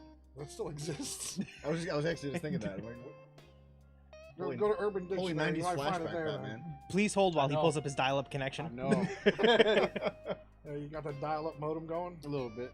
What you got there, though, bro? All right. We're gonna apologize, folks. We can't take any incoming calls right now because he needs it all for the internet. Yeah. Yes. That we don't have right now. All right. So again, this can go for anybody, but besides making your sauces, is there anything else you really enjoy cooking? Pies. Really? Yes. And I'll give a love little pie. secret here. The peach lime, for example, as well as the apple cranberry, those recipes are based off of pies that I've made. Not that they weren't spicy or anything. They didn't have peppers in them, but I You're pulling spent, the flavor from it. yeah, spent a favorite lot of profile. lockdown. Actually, during lockdown, I made a pie a week. That's a good way to burn time being in the house. Because I love pies. I love pie too. So I was making peach pies, I was making mango pies, I was making pecan, sorry. And I just, everything. I made flan. So yeah, pies. So what's your favorite pie though? Downright favorite pie would be favorite sweet pie. potato pie. All right. Actually, it's a toss-up between pecan and sweet potato. But my mom gave me her recipe for sweet potato pie, which is amazing. Absolutely We're amazing. gonna have to get some of that. Yeah. 'Cause I So- love sweet potato pie. That being said, would you be down to You make get a the pie Patty for us to try LaBelle and sweet stream? Yeah, potato that's sweet. pie. Yes, That actually, Patty I would. LaBelle Shout sweet out potato Patty pie. LaBelle because Yes. she's amazing with everything she does. All right, so I don't know if you Her guys peach heard, cobbler's good too. but Mike over here is definitely down to make a pie for us to try on stream. Oh hell yes. I'm totally for it. Hell yes. I mean, my apple pie was really well received. I made an apple cream pie. I mean, whatever. You know what I got a taste for? Actually, I made a peach pie, which was a couple of pies were my own creation. The peach pie was my own creation because I took a peach pie and a peach cobbler and mixed them together to create a peach cobbler pie. Because I couldn't find the recipe I wanted, so I kind of combined the two recipes and pulled from one, pulled from the other, and so. Our producer just said a Glenn versus Dan cook-off. So Glenn, you win. It's not wrong. Where do you cook, man? Nothing. Oh, okay. Ramen. And But not the real ramen. If you want to do it, I'll make a pie. Oh, Let me yeah. know. Dude, Let me know we if would you have love- a preference as to what. surprise pie. us. That's Surprise what we like. us. Surprise us. Yeah. All right. You know what? Why don't we do this? Why don't we pair that with the next sauce you have? So when you bring that on, we'll do Yeah. both. Okay. I got a taste for German chocolate cake. Just nobody makes German chocolate cakes anymore, though. My mom does. Really? Yeah, she makes an awesome one. She makes one for my birthday almost every year. Oh man. I've been trying to find like a place that has them. Nobody has them. Most bakeries don't even make that kind of stuff anyway. It's probably too expensive right now. Yeah. A lot goes into that though, especially if you make it from scratch. I know a lot of bakeries. That's not something that they would make consistently, where you can just go in and buy it. You have to physically order that. Yeah. And it's so Shit. weird though because I don't like coconut. Really? I had a Oh. bad experience with pina coladas, and ever since that, I just never liked the taste of coconut. What was the bad experience? I got sick. Really? Yeah. So you're not gonna like my habba colada. What is it? My habba colada. Oh yeah, it's mostly coconut. I don't like I nothing. think that really- pina colada with habaneros. Oh, I could dig that any day. It's got lots of coconut in it. Lots. So the coconut calms it down a little bit. I would say it calms it down. Actually, the rum was what calms it down. Yeah, if it has mostly like a coconut taste. The coconut though will definitely mellow the flavor out. It's mostly coconut. Yeah, 'Cause I love I'll coconut. still try it, but I just love coconut. don't like now. If I go to Dunkin', I'll get a toasted coconut donut and I'm fine with it. If I get like the regular coconut, don't like it. I want to apologize for the chair. I neglected to ash my cigar and it went on the chair. That's all right. Well, you know what did it, Jameson. You can blame him for it. Yeah, it's blame Jameson. That's all right. When Skip was here, it went all over the place too. Yeah. So we got a vacuum. We got good airflow in here now. Yeah. So we're not hot no more. Well, Maybe the I computer still- is. That's probably the only thing that's in here that's hot right now. Unfortunately, the past few weeks with the heat we've had, Yeah. it's been brutal down here. Yeah. Mike's over there just sweating his ass off because all the fans are pointing towards us. All right, so what got you into the Western style shooting? Watching cowboy movies with my dad. Growing up watching just westerns with my dad is what got me into it because because of that I've always had a fondness for westerns. Mhm. So, I just hit the mic. Sorry about that. But I started looking at various forms of competitive shooting. I did archery competitively for a while, and I started looking at what could I do with firearms competitively, and I googled it, and honestly, I don't know how, but it came up as one of the first options was cowboy action shooting. So I started looking into it, and I'm like, I gotta do this. So what's the number one Western film you go to, hands down? Oh God, Gunsmoke. Shut up. I don't know shit about Western There's a movies. couple. There's a couple. Open Range with Kevin Costner. Appaloosa. Tombstone. Oh, Hell yeah. my favorite. Love Tombstone. I heard of it. I just never saw it. I also like Wyatt Earp. Yeah, so do Yeah, I. I know about him. That's And pretty much almost any Western with Tom fuck it. Selleck. Tom Selleck just kicks ass in a Western. And your favorite Western character? We're talking And fictional Arthur or Morgan. actual? Like actor, or who the actor portrayed? Arthur Morgan. Or, first of all, it's from Red Dead Redemption. Well, actually, I'll give you a little. The hat that I wear. Uh-huh. Actually, well, it was on my Facebook profile and my. The one you can work coverage. in for Halloween? Yes, that hat is actually based on John Marston's hat. I had it custom made. Really? Yes. Oh, after wow, John that's Marston's crazy. hat in Red Dead Redemption for the PS3. Wow. I want to get Doc Holliday's hat. Which one is that one? Is that See, like if a you derby watch- looking one? If you watch Tombstone, you would know. Let's be real here. If you could have anything Doc Holliday, you would totally have it. Oh, without a doubt. Oh, Doc yeah, Holliday 100%. is like. I've had a my hard on go-to for the guy. Doc Holliday revolver we have at work forever. You What know, about- they won't give it to us with the letter opener, as I like to call it, because it's technically a dagger. What about Kit Carson? But I say it's a letter opener. I mean, it's really what's its intent, right? I mean, if we're talking about my favorite Western figure who actually existed, it would be Wyatt Earp. I don't know. There's something Well, about Doc him. Holliday I've really read just more knows. books about Wyatt Earp. I find him fascinating. What about Gunsmoke? Is that Western? yes. Yes. You didn't mention that. Wasn't a huge fan of it. It was mostly like a soap opera, Mm. and I don't know. I watched it as a kid, but didn't really get into it, and because my parents watched it, and then I tried watching it again as I got older. I just didn't get into it. Yeah. Wanted Dead or Alive, however, I mean, my dad was big on Outlaw Josie Wells, Hang 'em High, that Outlaw Josie Wells is an All right. awesome movie. Here's another Fistful of question. Dollars. Awesome. Clint Eastwood Mhm. or John Wayne? Oh, Clint shit. Eastwood. Yeah. Clint Eastwood, hands down. Yeah, I mean, when I watched John Wayne play Attila the Hun, that kind of killed it for me. He's like, "Hello there, Pilgrim. I'm Attila the Hun." It just wasn't wrong choice of actor for that one. Yeah. Not to bash John Wayne. I mean, he was a fantastic actor, but Attila the Hun was a bad casting choice on whoever made Steve that. McQueen was also really good in westerns. I mean, Wanted Dead or Alive, one of my favorites western Steve series. McQueen's just a badass in general. Yeah, he was. And You have then no idea who Magnificent Steve Seven McQueen was is, just do you? You're sitting there No. like, I don't know what the fuck you're talking about. I know some of the things you guys are talking about because like my grandfather would watch it, but that was some of the best sleep I would ever get when that came on. I didn't know. I like this. It, like I said, So, it just ready? for me, it's like Ready? baseball. Get cultured. What is it? I don't know. Although I have to say, John Wayne did make some pretty good westerns. Like Yeah, I Rio mean, they were Bravo the is one of my quintessential favorite spaghetti John Wayne western. westerns. I mean, it But- wasn't that many around like that was that popular though. So you only have like 2 or 3 that was like really household names at that time. I know anyway. for my dad, Clint Eastwood and John Wayne for him that was it. And the Hill, until the you had what was it? Yeah, my dad doesn't Val count. that movie. Kilmer and all them, and Tombstone, the remake, because that's not the original. That's a remake of the original movie Tombstone. But it's based off, I think, a Doc Holliday, or the book Wyatt Earp wrote about Doc Holliday, or is it based off of Doc Holliday's book? It's actually pulls from a lot of different sources. And if you want to know the truth, if you take Tombstone, if you're looking at the shootout of the OK Corral or the shootout behind the OK Corral, the dialogue in Tombstone is spot on. Mhm. The action from Wyatt Earp is almost spot on. Both of them run too long because the shootout only lasted 30 seconds. Yeah, of but- course. It's a movie still. But yeah, if you combine those two shootouts, you get something that's pretty much almost exactly what happened, just longer. Tombstone pulls from it pulls from a book called Hell Dorado, which was written by what the hell was his name? I don't remember. But Jason Priestley's character in the movie. But in real life, he actually wrote the book Hell Dorado, which was about Tombstone, but it was actually an anti-Earp look at Tombstone.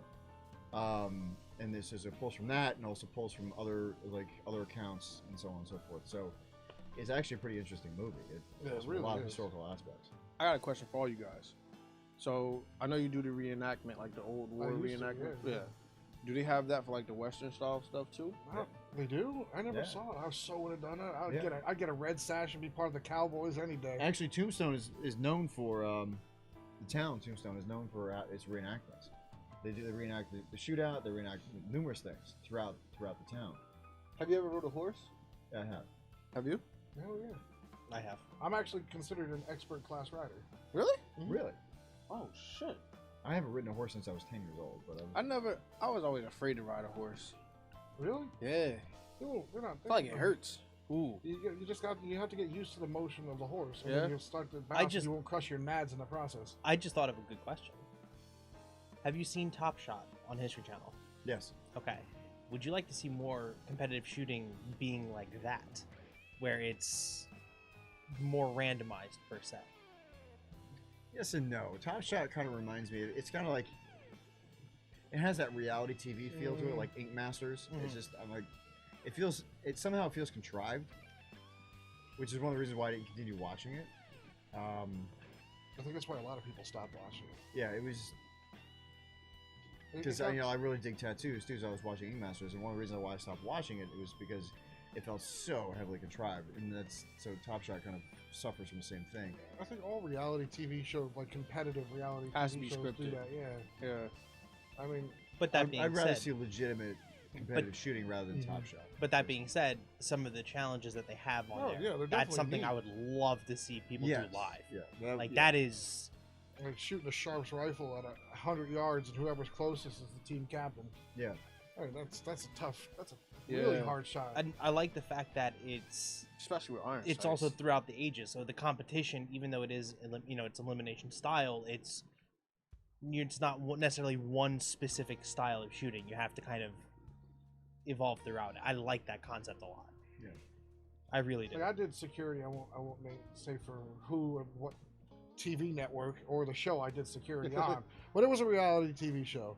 And behind the scenes, all you do is you see the producers antagonizing problems. Like, yo, you hear what that bitch just said about you? You know, or they'll just like they'll hold up a sign in the background and be like, "Slap her, bitch."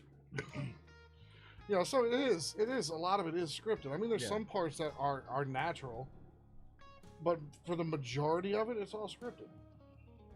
And that's what sucks. feel like- It's I feel not like reality a anymore. lot of those shows start off just open with no script, and then after a while it just goes to that point. Yes, I would love to slap Glenn, but I feel like since this is going on a national platform, I might get sued, canceled. Oh, you're definitely gonna get sued. You're gonna get sued before I walk out of this house.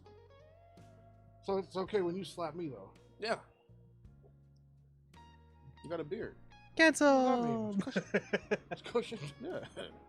But hers is bad. But yeah, so westerns got you into that style of shooting, and you kind of just rode with it at that point. Yeah, no, I'm fascinated by the whole post-Civil War expansion.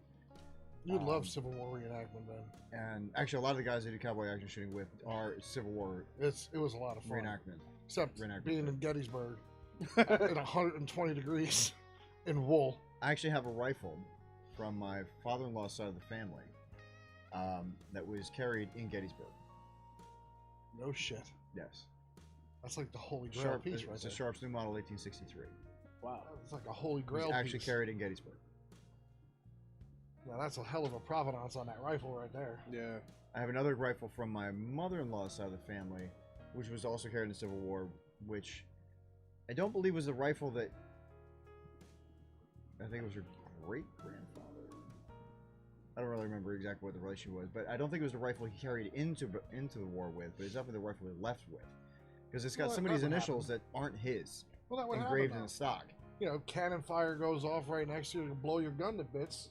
You pick up what's on the ground. Yeah. Yeah. You know, there was plenty of Union guys who picked up Confederate rifles and vice Yeah. versa. Mostly the Confederates picking up Union rifles because they were better. Because they were Springfield, not Enfield. Yeah, but the Sharps New Model 1863 is it's a lifting block, which is actually really cool. Yeah, that'd be like a Holy Grail piece for me. 'Cause I Yeah. love collecting Yeah, you like antique stuff like firearms. that. I'll bring it into work so you can check it out. Oh God, you want to see me die right there? He sees feel it, like- has a mini heart attack. I'll die and go to heaven right then and there. All right, so I know you've seen the podcast before, Mike, and you know that I talk mostly. I'm mostly the political ass end of that. So, I'll just, in your general opinion, this goes for you too, Glenn and Dan, because everybody knows my opinion. What do you think needs to change with our current presidency's administration, or do you generally think they're doing a bang-up job? Everybody knows my opinion, so I guess I can keep my mouth shut this time. Let's put it this way. My wallet says, fuck you. You can always plead the fifth. That's still out there. I can't. No, Nope. you're screwed. That's why I saved it. Don't worry, I don't think Joe Biden's going to listen to this podcast. Yeah, no, I'm thinking, because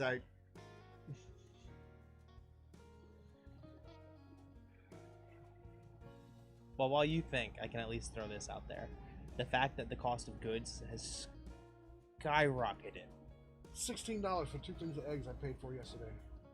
That's ridiculous. Gas is double the price from what it was. I've been seeing more and more people with chicken coops. It's crazy.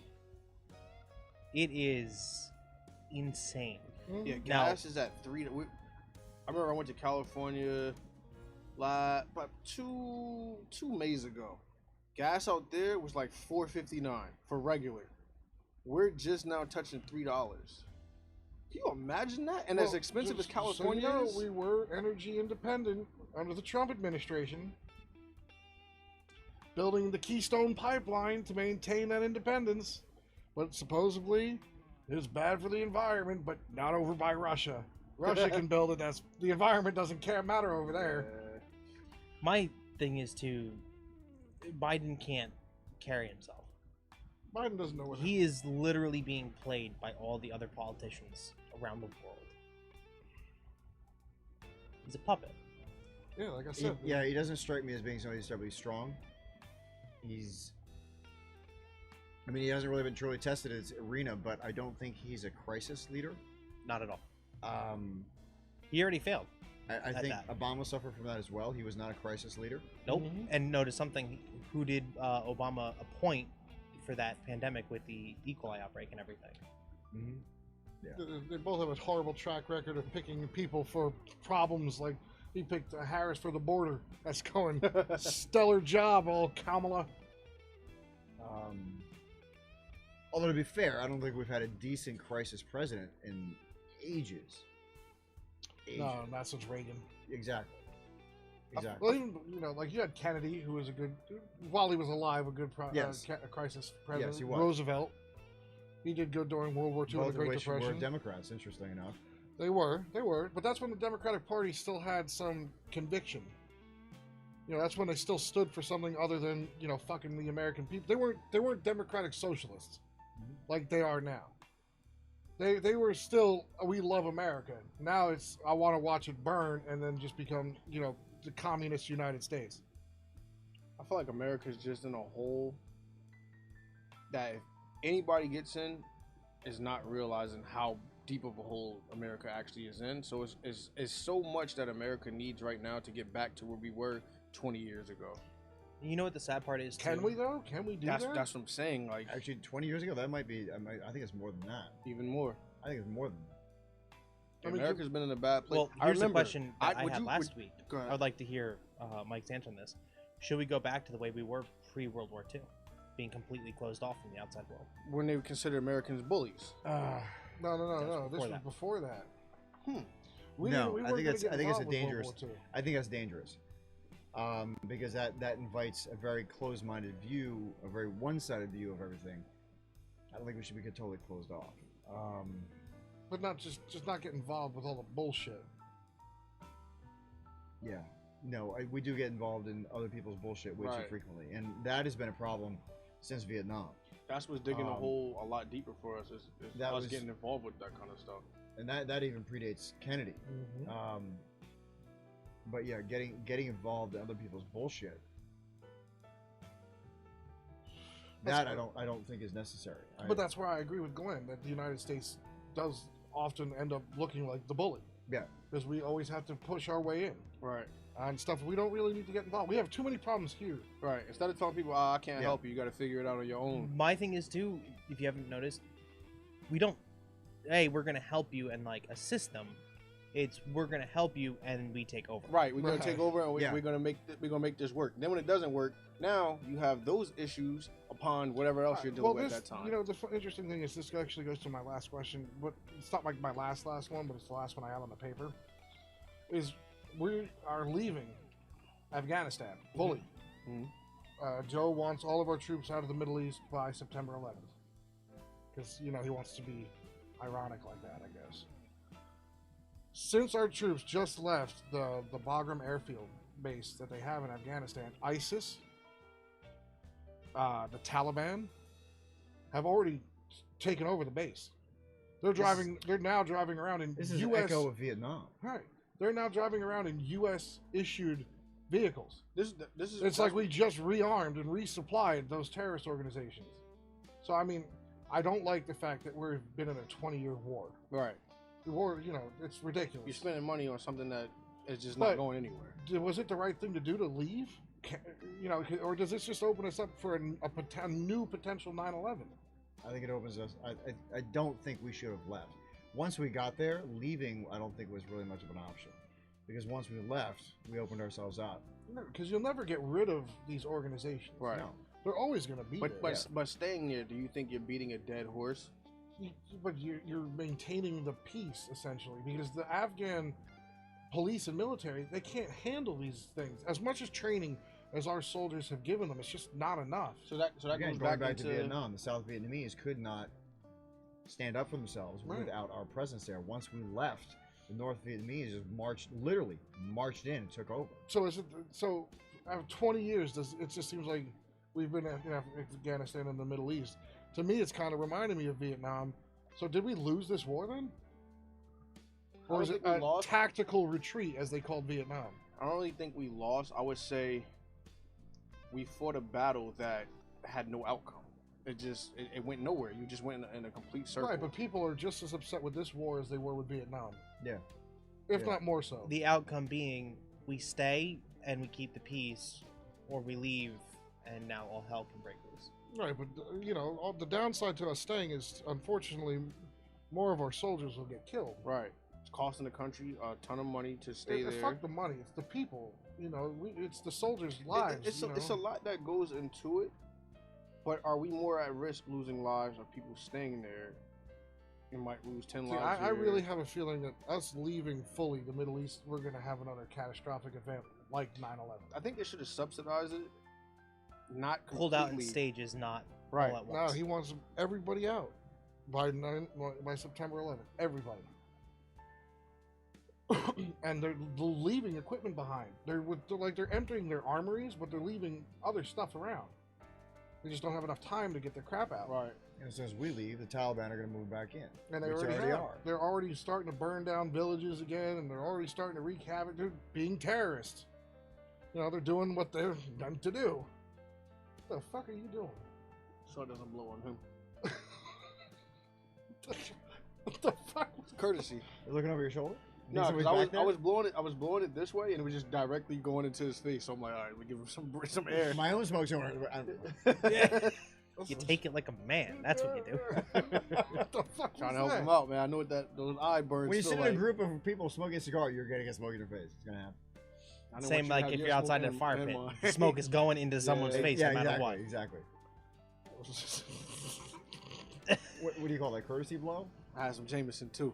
Did you? Yeah. So I don't know. I really think that as much as I would love to see all of our soldiers come home and be safe again, I think it's going to put us as the United States in more danger. It is, because if anybody's gonna get attacked, it would be United States. Well, yeah. I mean, of course they hold the biggest grudge to us. a lot of places do. Okay, though. so do you think we should have went to war in the first place? That's one of those things we shouldn't have been involved in with again. They did kill a lot of Americans, innocent people, during 9/11. Yeah, but see, all right, if you have a president that goes in saying we're going to do this, it's the reason why we're going to do this. You're out of office. You get another president that comes in and says, well, we're going to do this because that's what they did and it didn't work. Now you're having to jump back and forth on the side of the fence of why you're doing it or what's the benefit So, of it. okay, Like, what repercussion do you think that the terrorist organization should have had? You can't go over there and slap them on the wrist and say, don't do it again. Okay. I can't see shit from over here. All right, Where's your all I glasses? saw- Mike, all I do me a saw was favor, hold that up lights. again. Again, echoing Vietnam. So, for obviously considering we're Yeah. recording this, Right. Mike has stated U.S. deployed more advisors to the Middle East last month. Mm-hmm. But, you know, who's going to be there to protect those people? There's no embassies there anymore. At least I don't think they are. I think all the embassies got closed down after, like, that whole... You know, they're not safe. But you're fighting a war that's generation after generation after generation that are breeding their kids to go and do this, and this is what your mindset is. So you're fighting an endless war. You can't beat. It's like stopping street crime. So You can never completely end street crime. You're not going to end the generations of being taught the same thing over there. It's a different culture. So, what's your solution? Or there is none? My solution is to Just let it lie? protect the United States. All right. So, what? Seriously, what would you have done if if your parents were not in the Twin Towers? You wouldn't want to go to war. Of course. But what are you gaining from it? What Revenge. all right. So then you go, you lose your life. Now your kids are here. Oh, I want to get revenge because this happened. You go. Now you go over there, you lose your life. Well, those kids. I don't think It's just an endless chain. But As- do you ever get revenge? No, do you ever probably feel not. the sense of Right. Well, you can't get Right. revenge because those pilots would have been dead already. So you can't really get revenge on the people that crashed into the building. The way I look at it is this. Your revenge is. You might say, all right, well, I want to do this because I'm going to get back at them for doing this. You do that, and you don't get that satisfaction. Did nothing for you. What did you gain from it? That's true. You're right. You know what? We all don't know though. We would actually have to ask vets and soldiers who've been there. You know, been to Afghanistan and be like, am I fighting for a reason or am I just here because they told me to be here? A lot of guys that I've spoken to, as far as like ex-military, their reasons for their generation for going was because, What was your reason for joining the submarines? well, I wanted to be a relief. Yeah. The morale officer. Yeah, Right. you want to be that rear echelon motherfucker. yeah, Yeah, exactly. he wanted to be That's the it. morale officer. When you need a water break and it's too hot for you, tap me in. I'm in. That's what the whole submarines did. Yeah, I hold the gun, stand there till you get back, and I go back on Call of Duty. Nah, but So you wanted to be the morale officer. yeah, Right. that's it. Right. But no, you know what a morale officer typically does. You're basically like a cheerleader Sure, let's go with that. in a sense, in a sense. But no, like a lot of the guys that I spoke to, like my grandfather, stuff like that, other guys that are vets. Their reasons for going into military was because it was a career opportunity at that time. Guys are going in now because, oh, my uncle was in there, my dad was in there. You're following what your family Yeah, does, it's generational. right? I almost joined because of my dad. Actually, I am one of 2 men in my family who have not been in the military. I was going to go into the army just because of where I was at in life, as trouble, doing certain things that I shouldn't have been doing. And it was an opportunity for me to make something out of myself. That was my reason for it. Not because what happened. I didn't lose any family members. Respect to everybody that lost somebody in 9/11 or any type of military. Yeah, of I course. didn't have that in my life to where somebody My I knew dad was was at Giant close. Stadium when that happened. Really? Yeah. I was in school and everybody kept coming to get their kids except me and like 4 other people. Fuck you. Yeah, I was at exactly. work. I was at work when that happened. Shout out, Dad. You didn't come get me. I'm like, why was- is everybody leaving? I was one of the first people pulled out of my school. Really? No, actually, My I left dad on was the working bus. on Wall Street at the time. My Shit. As dad. soon as that happened and my mom got the call, she was immediately at the school, like before even the We really teachers thought it knew was, what happened. Like bad. Like we Yeah. thought we were getting like invaded. The day of 9/11, I'm in school. My dad tore his meniscus and came home while 9/11 was going on. I got home at regular time that I would get out of school and find out what happened. But When just 9/11 happened, I was at work. I was working at an ad agency, which, by the way, was the worst job I ever had. My boss was bipolar, and she used to self-medicate with alcohol. It was, That's fun. yeah, it's horrible. Anyway, but we're at work, and this is, after shit started happening, there was no no access to CNN. Mm-hmm. Phone lines were like non-existent. So, plane hit the Twin Towers. The day before that, we had actually shot down an Iraqi plane for flying outside of restricted airspace. So I just assumed it was the Iraqis like getting back at us. It wasn't until later that I realized what the fuck was actually going on. Well, that's crazy. I didn't know that about that. Fear leads to anger. Anger leads to hate. Hate leads to the dark side. Yes. Yeah, it's true. Who said that, Glenn? Huh? Who said that, by the way? Darth Vader. What? The fuck? Try Yoda. Yeah, there you go. The most logical being in all of the next to galaxy. Mr. Spock. Was it was really Yoda? Yeah. Yeah, Oh, I knew it was a Star Wars thing. Again, I'm getting my knowledge up. get cultured. I can't believe you said Hey, I was Darth close. Vader. No, you weren't. I could have said Charlie Hashtag Murphy. culture. You could have said Charlie Murphy. That's true. We're getting that on a shirt. No, but realistically, like I said, holding a grudge could cost you more than it is to let something go and just protect what you have in front of you. Everything that's going on over there, like I said, beating a dead horse, you're just costing the country. Is that really But helping as us? a president, though, you kind of had to hear the cry of the people. The people were the one who said, kill them all. But how do you hear the cry if they're I mean, crying? I'll be honest. I was one of those people. I said, fucking nuke them. Would you rather go to war and the country be in poverty, or would you rather the economy go up? What's more important to you? Now, question for you. The will of the people.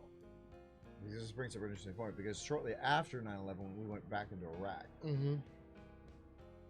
that was not the will of the people. No, it was not. That was George W. Bush wanting Finishing to his father's finish. work. Exactly. Right. Exactly. So he had his own motive for why he did what he did. It had nothing to do with the people. Well, that's why. Okay, do you believe the conspiracy theory that Bush planned the whole thing? Just so he can finish what Papa Bush wanted to do. It's not far No, fetched that I don't believe. But I think he used that as an excuse to get back into Iraq. to justify why he was doing what he was doing. Yes. Yep. But that's not the voice of the people. No, the voice of the people were, going after Osama bin Laden Yes. and Saddam Hussein and all those people. Right. That's the voice of the people. But, then when, I think they said Osama bin Laden went on video and said, I didn't do it, but if I thought about it, I wish I did. So therefore, okay, then who really orchestrated the whole thing? Maybe it was just a freak cell inside his organization. And nobody just told the boss that they were going rogue one day. It's endless possibilities of anything that way that direction could go.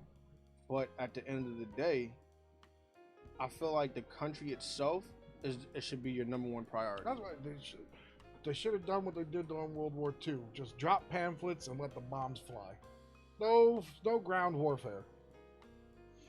It would have solved a lot of problems. It would have, it would have been our punch back in the gut to them, and then just Right. leave it there. Well, look at what Trump did too. There was that whole terrorist cell literally held up in a cave. All right, Moab. Yeah, drop that Moab on those motherfuckers. Yeah. I'm sorry, I feel no sympathy for terrorists. So Yeah, I almost enlisted I can't during read Desert that. Storm. Mike, sorry. Right, bigger Mike. But I don't know. I mean, I'm glad to see that our soldiers are coming home, but I really think that we're going to have some repercussions for it. I think at that point, that's again basically just because the haste of it. Yeah. I don't think there's any planning in it. It's just he wants to show off that, ooh, look what I did. Yeah. Because that's what Sleepy Joe likes. He likes to just show off. He doesn't do anything. He just But shows is off. it really him, or is somebody telling him that that's what he should do? Well, I'm sure it is. I'm sure it's the entire Democratic convention that's telling him to do that. Lizard Lady Nancy's probably telling him to do it.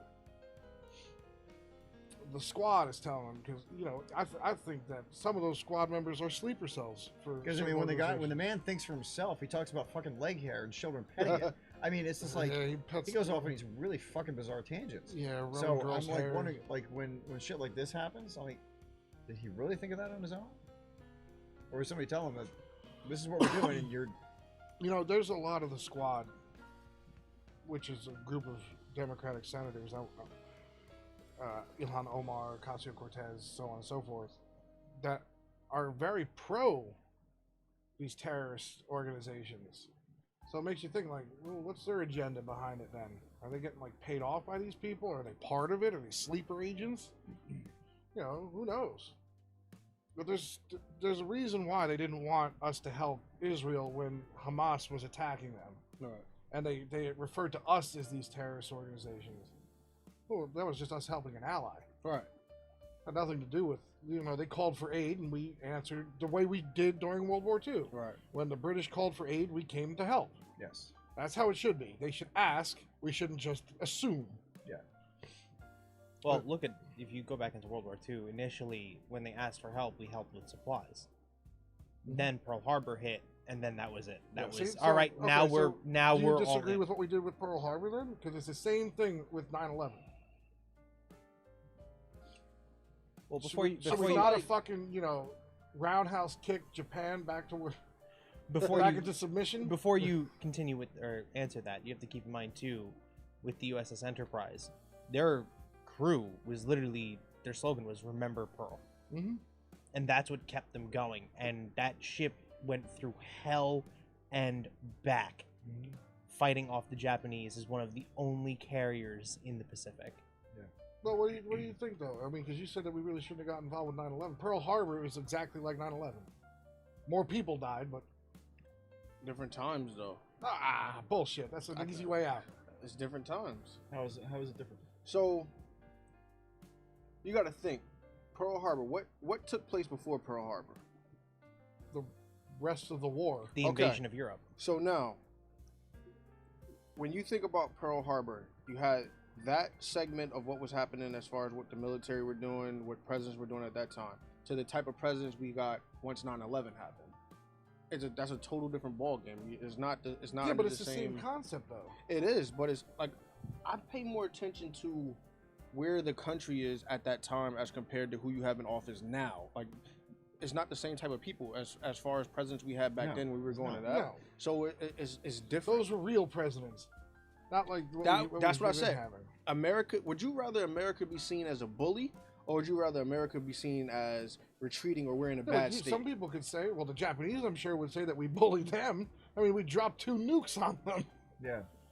I mean, maybe that was a little excessive, but it proved our point. Don't fuck with the United States. But at that point, United States were doing things like that. They had to make it. No, they had to make it no. known that the United States was not going to go for any type of bullshit. So that's why you're not gonna slap somebody back that slapped you. Somebody slaps you, you're gonna punch. You're gonna do something that's gonna go Slap you above back. it. You're gonna get punched. So it's the thing. That's what at that 2 time nukes is more than a punch. is more than a slap. That's for sure. That's a knockout blow. Yeah. Yeah. But that's what I'm But saying. United did it States end was the war? there at that time. Well, it ended the war with Japan real quick. So someone would say, okay, so why didn't we just drop a nuke on Berlin at that point? We kind of just let Russia finish that one off. Look who was in Honestly, there's a office. possibility we would have gotten to that point. Satisfaction. Plus, I don't think we would ever get Germany back as an ally if we dropped a nuke on them. Yeah.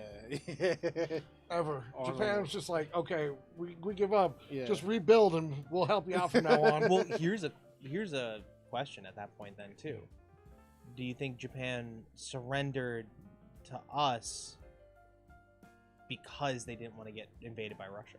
No, I think they didn't want us to drop any more nukes, especially on I think Tokyo. it was Yeah. sheer force. Like, but I'll give those guys a lot of credit. It's like I think I said in the last podcast that I have a hat of a Japanese Marine up there, Mm. and every night they would bonsai charge my grandfather's division, just without fear. And like, you watch like videos and movies on the Japanese bonsai charging guys, they would take like a whole like 4 M block clips in a M1 Garand to take those fuckers down. They had some tenacity. Yeah.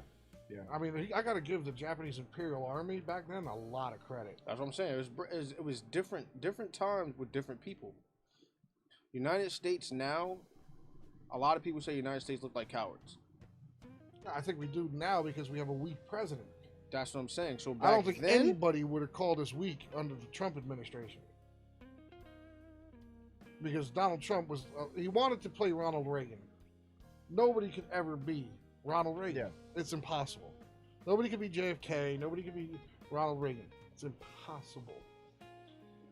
But he did instill that fear that Reagan put into the hearts of people. But who else in United States history was invited to cross the demilitarized zone in North Korea? None. One of our biggest threats on this planet is North Korea. Yeah. And Trump was invited over there for peace talks. And now, borders reshut. You'll never get... Biden would never be welcome there. Because there's some theories that Kim Jong-un is actually dead. But if that's the case and his sister takes over, we're deep shit. His sister is a fucking psychopath. But there'll never be something like that again, unless, you know, Donald Trump gets reelected in the next election or somebody like him. But, I mean, that was our first olive branch. You'll never see that under the Biden. You'll never see any country like that extend an olive branch to Biden. Right. Because they can manipulate him. They'll get whatever they want out of this old guy. It's kind of like China inviting Nixon, or Nixon going to China. Mm-hmm. He's not Emperor. President Xi Jinping laughed at Biden when he fell down the fucking stairs of Air Force One twice. He got up and then re-tripped. How does that make us look? The Makes Mario us look Kart like shit. memes I've seen. Reagan got That shot in the priceless. ass and kept going. I mean, it's just he's weak and pathetic, and it's making our country turn to that direction. Is he as weak as Obama, though? I mean, Obama started his first presidency off with a world apology tour, which Obama really that really set a stage. That really set the stage for me about why I didn't like Obama. That right there, I mean, that showed a lack of American support, pride. a lack of patriotism, a lack of and shit that was before Many like Ocasio-Cortez and all them getting really involved with all this shit and really running the presidency. That was just Obama being a dumbass. Is she really running anything though? I mean, she can barely run her own life. She She can barely run her own mouth. Please. Every time I hear her talk, I'm like, oh, can I have an aneurysm yet? I mean, it's just nonsense, and it's so hateful towards people, and especially if you don't fit in the parameter of people that she wants you to fit into. You know, and she spreads such falsity to divide this country when we should be uniting as one people, because we are. Right. I said that last podcast. We are all Americans. Doesn't matter what skin color, sexual orientation we are, whatever. We're all Americans, plain and simple. But that's not what the Democrats want us to think. They want to divide us into subcategories, back to the Jim Crow era. There's an issue I had with the whole back in high school, back in the 80s. I'm aging myself here.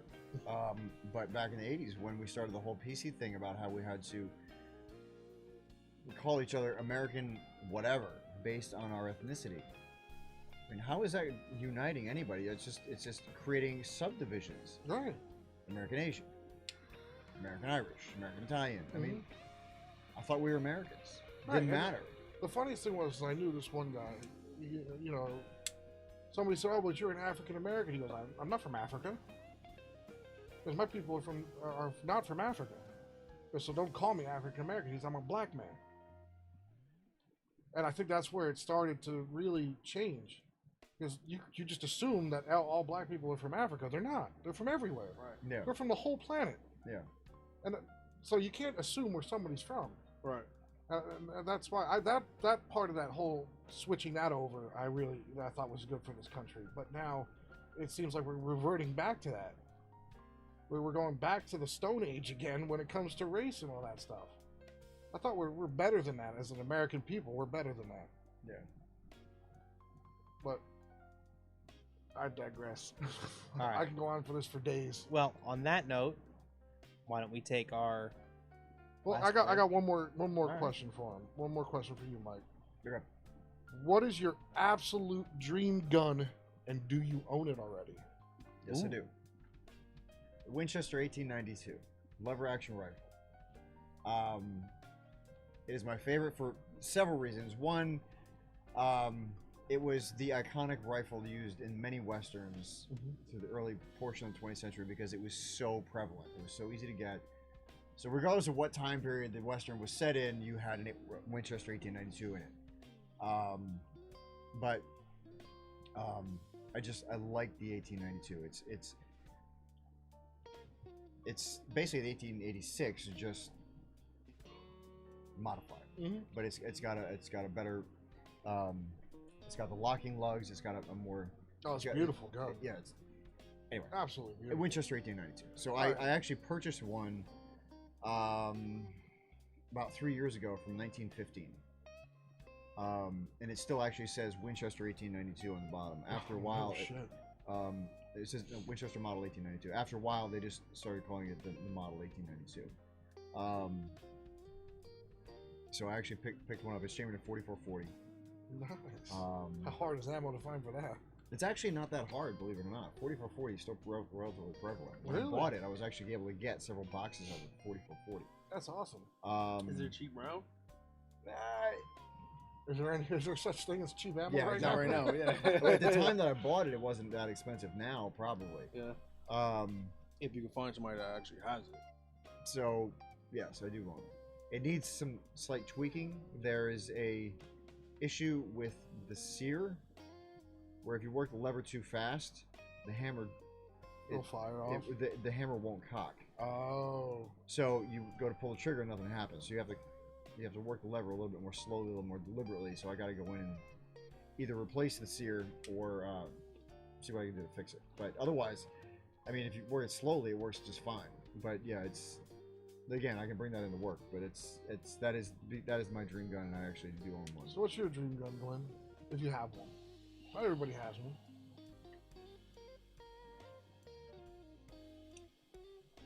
Don't say some bullshit. Please don't say some bullshit. If you say like a yeet cannon, I'm gonna smack you. No. No, you will probably Yeet go buy a G1. heat cannon and throw it at him. The gun the guy had in Green Hornet, that double pistol. It was like a fabricated gun that he had made. But I saw some online that people actually made. But it's a double barrel, like it looks like two Glocks put together with one trigger. Oh, I know what you're talking about, I know what something you're talking about. Something like that. Eh. Because it's different. It's different. I don't want something that like you'll see commonly all the time. Something like for what me- Mike's talking Yeah, what's about. yours? What's Springfield. Springfield what? Specifically one from World War II. Forget the. Oh, the exact- sniper variant? Yes. I know my dream gun is Wyatt Earp's Peacemaker. That's my... Oh, like if I had the money for it and I saw it in auction, I went would for write a auction, blank like, check. About 4 years ago. I think it was like $380,000, Yeah, it something was like that. insane. It was absolutely insane. And it was his actual Colt Peacemaker. Wow. But I would be happy with just an original Colt Peacemaker at that Yeah. point. Yeah. How much is something like that? Like, Thousands of dollars. Yeah. Thousands of dollars. 100% collector's item. And especially if you can get something with this, like provenance, like how it's Wyatt Earp's, Right. or you can prove that it was Wyatt The Earp's. name behind it. Yeah. Oh, Yeah. you've got it. You got the holy grail right there. Yeah. But I think that would be my ultimate dream gun, like an original. I mean, I would love Wyatt Earp's, but it's in private hands now. Yeah. Or General Patton's 1911 with the ivory grips. Oh yeah, that would be my second choice. But yeah, those would be my absolute dream. I would die if I ever got to even touch that gun. Yeah. All right, so then how about this? How about something you can actually get your hands on? If money's no option. Money is no option, but it's not privately owned. Like you can go I have it. M1 Grand. I have my M1 Grand. That saw 2 wars. My 1892 was originally from Nevada. It was found in a barn in Nevada. The person who sold it to my previous employer, which is where I bought it from, moved from Nevada to New Jersey. And all right, just knowing it was from 1915, it's out in Nevada, out in the middle. I mean, that gun's got some history to it, and it's probably got some bodies on it. I mean, Yeah. it's Yeah. Old From Wild West 1915, Nevada? Hell yeah. as of 1915, places like Nevada and Utah were still relatively considered the frontier. Mm-hmm. So I mean, that gun's got some history to it. And You got a shitty grin on your face. What's up there? Cause I'm waiting for him to finish because I know what gun I'll get if I had money was an option. All right. Right. The little one shot Jim West had in Wild Wild West. Come, get fucked. Yeah, that's what I'm taking. That one shot. That's like it's not even, that's like half a Derringer. I don't care. Get it done. I want that.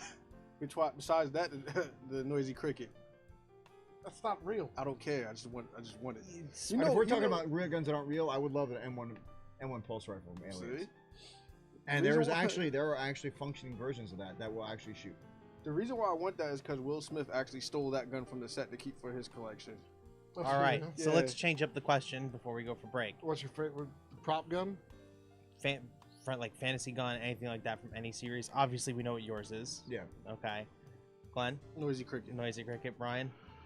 Oh shit. Yeah.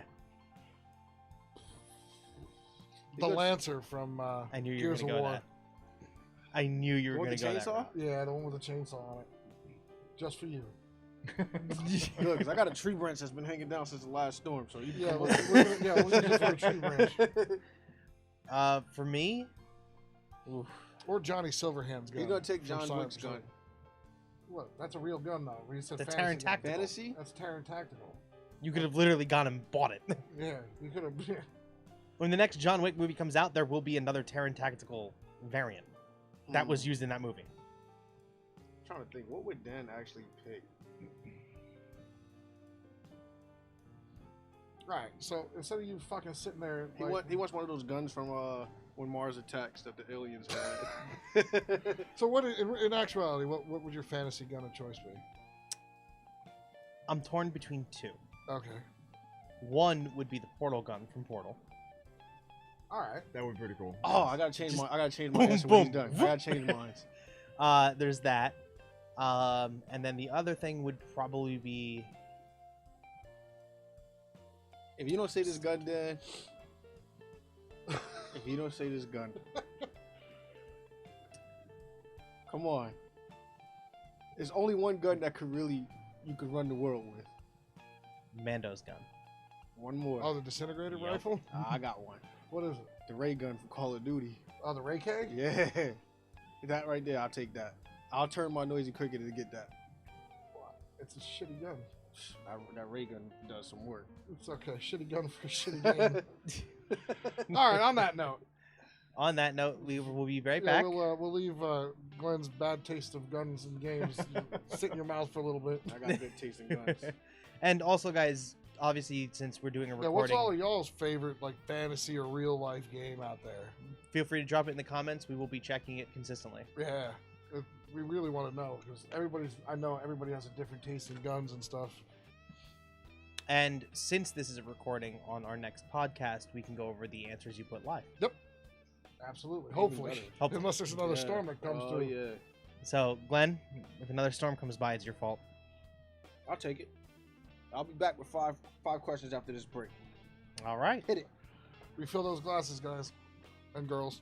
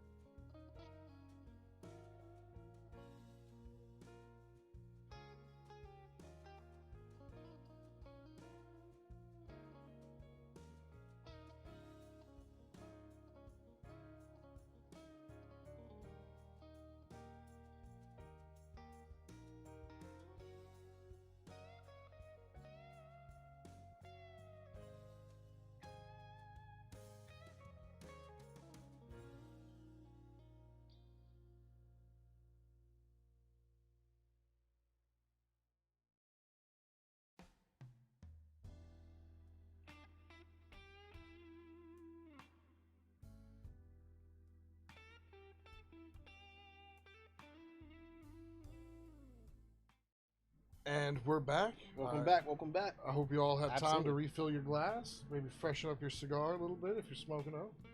We're gonna go over to Mike now for some of his. He got questions for us. Something some of our guests didn't have. The other Mike was the only one who actually had some questions for us. Skip didn't have any. Got to step it up, Skip. And Mike has informed us his questions are on his phone, so there is no penalty this time. Right. Yeah, sorry about that.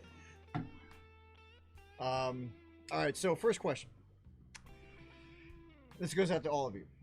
There's no one in particular. Actually, all these questions go out to all of you. There's no in particular. If a movie were being made of your life and you were in charge of casting, who would you cast to play yourself? Oh shit. I want Chris Farley to play me. Okay, that's a good one. I love Chris Farley. I think he would play my stupidity side very well. But because you've never seen him in anything serious except for like a couple scenes in Almost Heroes. Yeah. But I think that would be it. Or Robin Williams. Robin Williams would be a good I'd one. love Robin Williams to play me too. Obviously they're both dead, so they can't. But rest in peace to both of y'all. Honestly, I don't know who I would pick. Let's think. Who would you pick for Dan? I really I don't know him well enough. Maybe John Cusack, but I'm What's the not guy's sure. name? What's the guy's I don't really name? do Mike, anything what do you interesting. Producer Mike, which actor would you pick to play Dan? Like, who's the biggest asshole in Hollywood right What's now? his name? What's the guy from Pineapple Express? Seth Rogen? Yeah. Yes. Oh my god. Yes. Seth Rogen, really? Yeah. Oh my Yeah. god. I'm not seeing that at Yeah. Oh god, no. I like John Cusack better. who played Glenn though? The guy that played Pootie Tang. Yes. He got great fashion sense. I think. Well, you. all. Unlike you. You would wear something like this. No, seriously, who would you want to play you?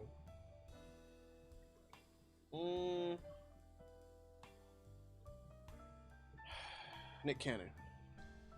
Really? Yep. Why him? Because he's diverse. He can No. play serious roles, he can play funny roles. Because he wants them shoes. Not Michael B. Jordan. No.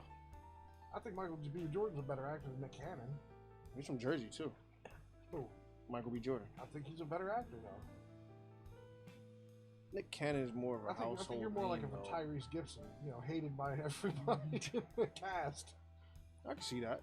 Nah, I'm kidding. We all got love for you. Mike, I love how about to see you? that. For me, Greg Kinnear. Okay. I don't know why. I think he would portray me well. I think Alex, our other producer, would be Dr. Ken. Yes. Dr. Ken Jeong, 100%. You should see our By other the way, Mike producer. is dying Yeah, over you there. should see our producer Mike. He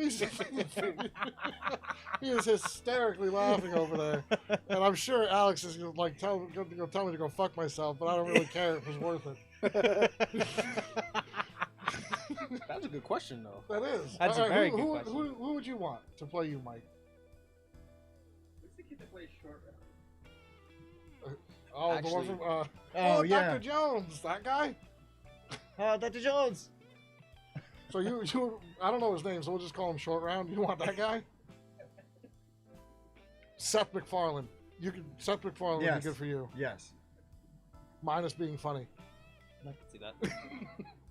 If Seth MacFarlane wasn't funny, that would be him. You should watch him on stream. He tries really hard. I'm really curious what Alex is how much he's gonna curse me off on stream later. Oh, yeah.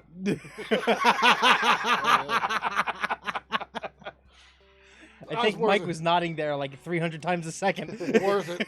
100% worth it. So what else you got? What else you got? All right, next question. This one's a little more esoteric. Do you believe the universe could give you a second chance? Ooh, And this could be for anything. that's deep. Anything. That's deep. I would have to say yes. I don't think so. You just gotta want it. You gotta want it and You have the gotta- right people around Right, you. exactly. think at Motivation that point- motivation is key for anything. If you have a bunch of people around you that's doubting you, you're gonna have self-doubt yourself. But if you have people that's gonna be there to be your support system, then And you know what? I think that's what happened with me yesterday when I was qualified. Not only did you help me out, but Bobby and Frankie. Right. You know, you're all there to help me with positive motivation. But that and I shows think that's you- why I did as well as I did, because I had to figure out my new sights. And that was the first time I've shot since last qualification. Because, you know, 45 is 85 cents a shot right Yeah. now. Yeah. That And, that shows you the character. of a 45 person. with the Right. 45. Yeah, and I shot 45 out of 45 like I do every qualification. Tamer's convinced that I just shoot that because I have a 45. He goes, you only do that because you actually the only one who uses a 45, but I'm not anymore. So Skip has to get that too. Yeah. With his nice Kimber. Oh, Yeah. I can't remember. It's Custom gorgeous. Kimber, not just a regular. 20-year-old timber that still fires like day one. Mhm. Yeah, but definitely like I pay attention to stuff as far as like the universe, you know, stuff that you put out there, what you get back. Same thing with Bri. Like I've been going through a few things, and just to have another support system from another guy, like all you guys, we talk about Well, that's why we some started everything. this whole right? journey. Yeah, You know, we started this because we were all kind of down in the dumps. we all needed it. That's Yeah. that's basically what it came Now down it's to. something that we look forward to every week. Yep. Yeah. You know, and I think that really helps our psyche because it breaks us away from the stress of work, the stress of money, the stress of everything. Right. Yeah. And then this is the time where we can just let it all go. Right. Sitting in here, I feel rich. Not as far as financially, but just my lifestyle. person. And Right, yeah. camaraderie. Spiritual. Right. Yeah. Yeah. That and camaraderie. To be able to have a place to go. Not a lot of people have a place where they can go and actually vent their issues or talk about life itself. Mm-hmm. That's what makes me feel rich. A Is lot of that people, I can I escape think, that. especially like when it comes to men, I think we're sometimes too afraid to do that. That and Because they pride. think it's demasculating. Yes. And it's not. Mhm. You know, I think people that talk out their issues are a bigger man than people that try Right. to hide that shit. Right. You know, that's just my opinion. I don't know. I mean, in a sense, yes, because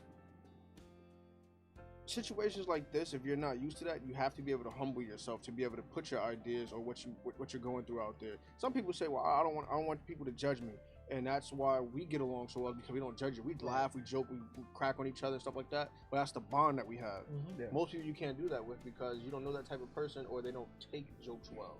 But with us, we just laugh and joke, and that's the thing. You have to laugh, Because especially we all with everything know that's been that. going on Like, lately. I know I mess with Glenn a lot, but I got a lot of love for this kid. Yep, we talk. You know, I'm Literally really, always, I'm every really day. happy that he got kicked out of retail and thrown in the range. Yeah, seriously. Seriously. You know, because I don't think that would have happened if you never did that. You know, so good job for fucking up. I don't really know if I fucked up. It just was. No, you fucked up. Yeah, good job for fucking up. It was just not knowing. You didn't want to be out there anyway, really. Yeah, It seemed really like didn't. that. So That's did you not fuck what up on I- purpose? That's You not what weren't I meant went to the be job out for. there. Yeah, where I was supposed to be is shown now, and that's the way I look at Yeah, it. it's a shitty instructor. Yeah. Fuck you, bro. I noticed that you're not on any of these new classes, so I guess What? you're on the shit end of that stick. It's not my thing. That's true. Yeah, you shoot slow as fuck. Zero initiative. That's why I like bolt action. I like to take my time. I like to make my ammo count. I don't. If I'm not in the military or I'm not doing anything tactical, I don't need it. So they got the right guys that's in it. At some So- point, I would like to. But I'm not You know in what the I see with military, that, or just where I see enjoy this going? tactical shooting. Right. Means get good at your rapid firing. It's not that I'm rifle. I'm right with it. It's just not my thing. You I'd do realize rather- Brian's faster than you, right? It might be, but I'm But- more accurate. No, Uh-huh. not at a rapid fire pace. You're not. Which is yet to be proven. We have our deal already. So I'm not going to speak Well, on that's it until because that happens. yeah, this goes out to Tamer, who has one of my gun parts that I need back. Now listen. My gun is completely stocked besides the sight. All I Right. did was put new trigger springs in Why'd you do that? because it had a 9-pound trigger pull, I a have the mil same- spec trigger. It was garbage. I still have the same trigger you have. I've done the same thing myself. I have the same trigger you have. Well, get better. If I upgrade my gun Spend to what you guys $15. did, see, I'll spend money on like I'll do the sights because I'm using that. It's just not my thing. But you're not using the trigger springs? I just use my stock trigger because I'm not into it to where I need to be shooting fast like that. I'm pretty sure, yes, sights are important, but isn't the trigger just as important? So if you're not not more? using the trigger springs is what you're saying. So you're No, not no. pulling the trigger? No, what I'm saying He's is looking at the I'm not. sights. I'm not. Basically. He Right. wills the bullet in motion. I'm not upgrading my trigger if I don't need it. That's But just, you do need it, though. I don't. How do you He's, know? he's more deep. Because you need yours. You need yours because you plan on shooting faster. I don't. Which is But I would why. have done that even if I didn't. Just because it feels gross. A 9-pound trigger pull feels gross. I mean, yeah. It's not like I got a whole new trigger. I just switched the springs. You know what? Just because you're talking all of this shit, I'm gonna change my trigger. I'm gonna practice for about maybe like a week, 2 weeks, and then we'll see where I'm at. Deal. Challenge accepted. All right. Challenge accepted. Now, I We'll have wasn't Mike always be the referee. I wasn't always able to shoot this pistol the way I shoot now. Oh no, we're not saying pistol because I know No, I no. lose. I'll give you that. Okay. Once I perfect this, we'll talk. I'll then. send you the link for the springs too. Okay. $15 you said? 16 after tax and delivery. So now you can't humble yourself to tell me what I'm good at. So when we have this I just competition, did. You're I good said, at bullshitting. That's what you're good at. Yeah, well that too. I And just pleading the said you're fifth, good at which pistol. that's why we I limited do it. what I say I'm gonna do. I said you're good at pistol. I give you credit on that. You're 100% better than I am. But with a rifle, even with a bolt action, I'll still beat your ass. I love your confidence. I love your confidence. This is. And I have a 30-06. So You're speaking to me like you're speaking to Mike Tyson. So this is just fueling me to where I'm never gonna let you live this down. Yes. Yeah. Yes. You're speaking to me, and this is just fueling me. I'm like, I'm gonna do so much research. I'm gonna do some upgrades. And no, what? Actually, no, I'm not. I want to be. If I'm gonna be the best in this competition, I want to do it stock. What I have right now is what I'm gonna use. So okay, Wait. then how about we just do this? Bolt action versus bolt action. All right. So therefore, we Tell you what, both- I'll bring in one of mine, so neither one of you know it. I like There that. you go. Yeah. I'll that take works. It. Now, I'll take it. can we get this in recording? Yes. Because I Yeah, we need, can do that. Yes, we'll have to do a recording at the range for that. You guys I will might not bring in see it. I've got a bolt action 30-30, which is an oddball firearm in and of itself. I haven't shot a 30-30, have you? What's raised gun? Isn't that 30-30? The 30 out No, 6. 30 Oh, out all 6. right. Yeah, I never shot that though. So I've shot my personal bolt action 30-06, and yours is 6.5 Creedmoor. So that's definitely the good in between right there. I'll take it. So when I do win, what are you gonna say? And it's iron sights, by the way. There's no scope on it. I'm fucking blind. so why don't we up the ante a bit too? So instead of just rifle, why did you bring a pistol and a rifle? Yeah, make sure it's one of your revolvers, because then old. You saw what I did with All Ray's right, I'll bring old my ass Smith & revolver. Wesson Model 10. Let's talk about that for a second.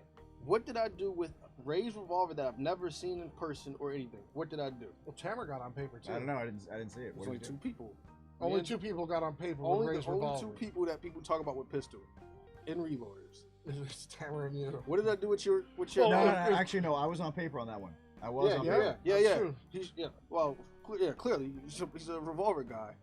What did I do with your 50 AE? No, I don't have one of those. Governor Murphy. What's All a right. 50 What, AE? what did I do I with don't, your? even, I don't know what that stand. What What is does that that? do What's a with your- 50 AE? What did I do with your DE? Who? Your DE. Desert Eagle. I don't have one of those either. Well, what did I do with your gun, asshole? What did I do with that? I don't know. What did you do with that? See, I think you shot okay. I shot better though, because I'm used to it more than you are. you shot better. Yeah. You could have said you shot better. I did. I shot dead center out with that. What did I do? Okay, you hit the same size target I did. No. All right, That's not what I did. loser gets a Top shot left of hot corner, sauce. Yeah. dead center, right? And it's the exact same size as where the X is on those reloaders targets. Did you blow out the X? Yes. I didn't see that I swear to God, I really because did. somebody else was shooting with you. There's no proof that you did it. I know that's where I aimed. You know for a fact you did it. I didn't see you do it. You saw me shoot that. I shot it with one hand too. You didn't. I gotta see this. Tamer, bring up that footage tomorrow. He can do it too. No, I can't actually. I don't have access to that. Oh. I wish we did. Oh my God, we're not It listening. won't show that. But It that won't being show where it said- hit. Oh, it's gonna show. That being Doesn't said, show where it let's hit. The let's cameras agree are with facing this. us, not the range. Let's agree with this. A pistol, whether it's a revolver or whatnot, a rifle. Loser has to take a shot of hot sauce of Mike's choice. And shotgun. I only knew. 3-gun run. I only shot a shotgun probably like 3 times in life. Oh, you sound So scared. get good. I'm not scared. Listen, like I said, I had my shotgun the other day. You wouldn't even touch humbly, it. humbly, I could pick up any gun and figure it out. You wouldn't even shoot my shotgun the other day. I'll bring in my my CZ side by side. It's got a steel butt plate on it. There's no padding on that baby. With Magnum slug. Yeah. All right, With a Magnum slug. all right. I We're think both we just gonna made have a challenge right We're now. both gonna have I a like fucking bruise the this. size of Vancouver on our You're shoulder. giving but me a challenge, and I'll take it. all of which, one shot each. I'm glad this is recorded, so you are gonna bow and say I'm that guy. Fuck, If now I you- want to be in on this. So so that day you come to the range and pay all those range fees. That's the downside. Or you just go on a day that we're off. Tuesday morning. There you go. The Black Powder Hill shot competition. All right. I like that. See, Actually, you know what? Why I know don't you we so do it well. this way? It's a When look you're in ready your with your new eyes sauce, that's how we introduce where it. you're thinking, All damn, right, I'm down. Okay, when I'm you down. saw my qualification Right. page, I was Yeah. proud of you. yeah, but you didn't think I was going to do that good. No, I knew you was. I knew you was gonna do that good. I don't like. Because even Bobby was like, "Oh, you fucking played us." Listen, I like to see people do good. I like. You know that. what? I like to That's- see people do good I say too. we do that. Except That I you. sounds agree. I amazing. know, I agree. because you know I'm gonna do good. I don't And we think could you're use gonna that do good with for that your shotgun. I can shoot anything. for advertisement for you too. The So you recoil is can't what go the wrong problem is with going to be. Yeah. The placement of the shot. So that day, we will record an Up and Smoke podcast collab at the range for a 3-gun run. I got it. Cheryl, I hope you The approve. winner, of this. the winner of the loser, Please do. the loser of that competition has to pick one random person from the chat and buy their Up and Smoke T-shirt from the A shop. random selection, like a lottery draw system. Random.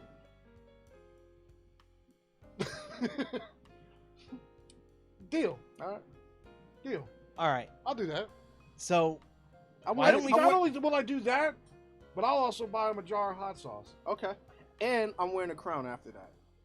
Well, then you just look dumb. But I don't all give right. a fuck. We Well, got, you we gotta got a wear- Burger King crown. Put Yes. on his head. I'm going gonna right buy to you, Burger I'm gonna King buy down you the a street. tiara instead. Actually, I Those know run where I flats can get ready it to go. to. So Stick that in your dreads. all right. Run So flats why ready to don't go we flat. why don't we do that then? We'll throw that in there. So the loser has to take a shot of your new hot sauce. Okay. So pistol, rifle, shotgun. Pistol, rifle, 3-gun run. What? So we're not even gonna name pistol because we know who's gonna win that one. First of all, you don't know what kind of pistol. It's all Mike's choice. Doesn't matter. I shoot your guns better than you shoot your guns. First of all, you don't shoot my Desert Eagle better than me. That I don't have.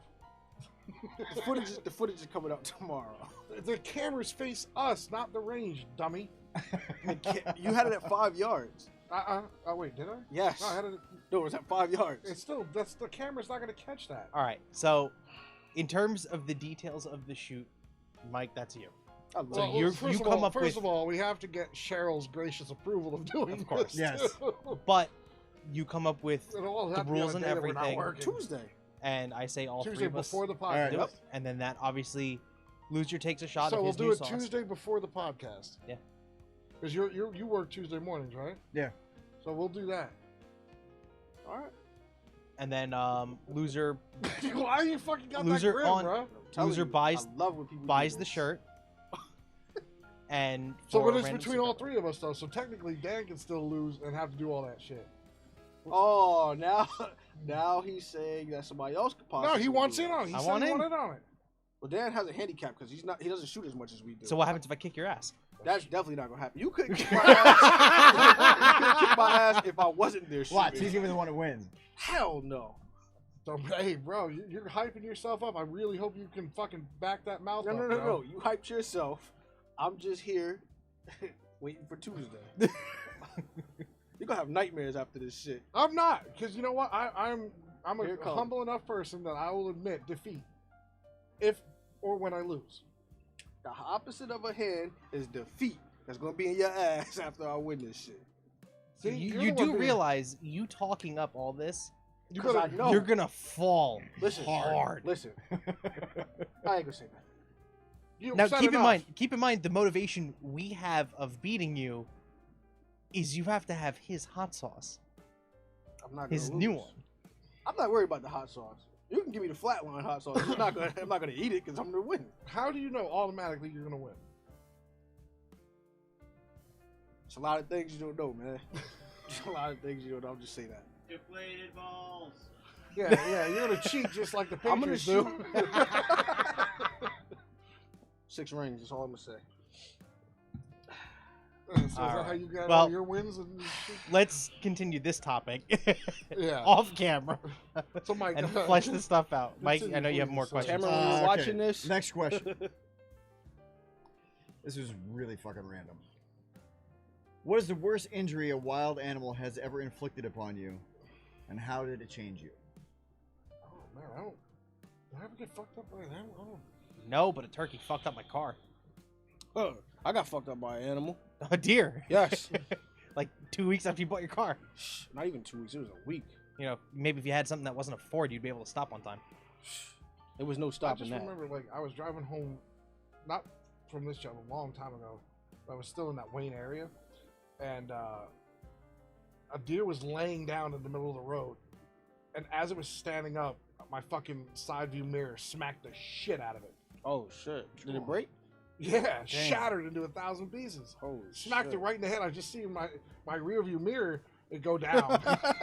I'm like, oh, I think I just fucking knocked the hell out of that and just killed it. But I don't think I've personally ever been fucked up by an animal. I don't remember. If I have. personally have not. The worst injury I ever had by an animal was a dog bite on New Year's Day. We were all drinking, and when I got there, first thing they told me was you could touch any dog in this house, just not the little one. After drinking, You I went ended for the little one. I went for the little one. I didn't realize until the next day, and I called him like, why the hell is my hand bleeding? I told you not to touch that little dog. A little ass Yorkie ate like 4 of my fingers.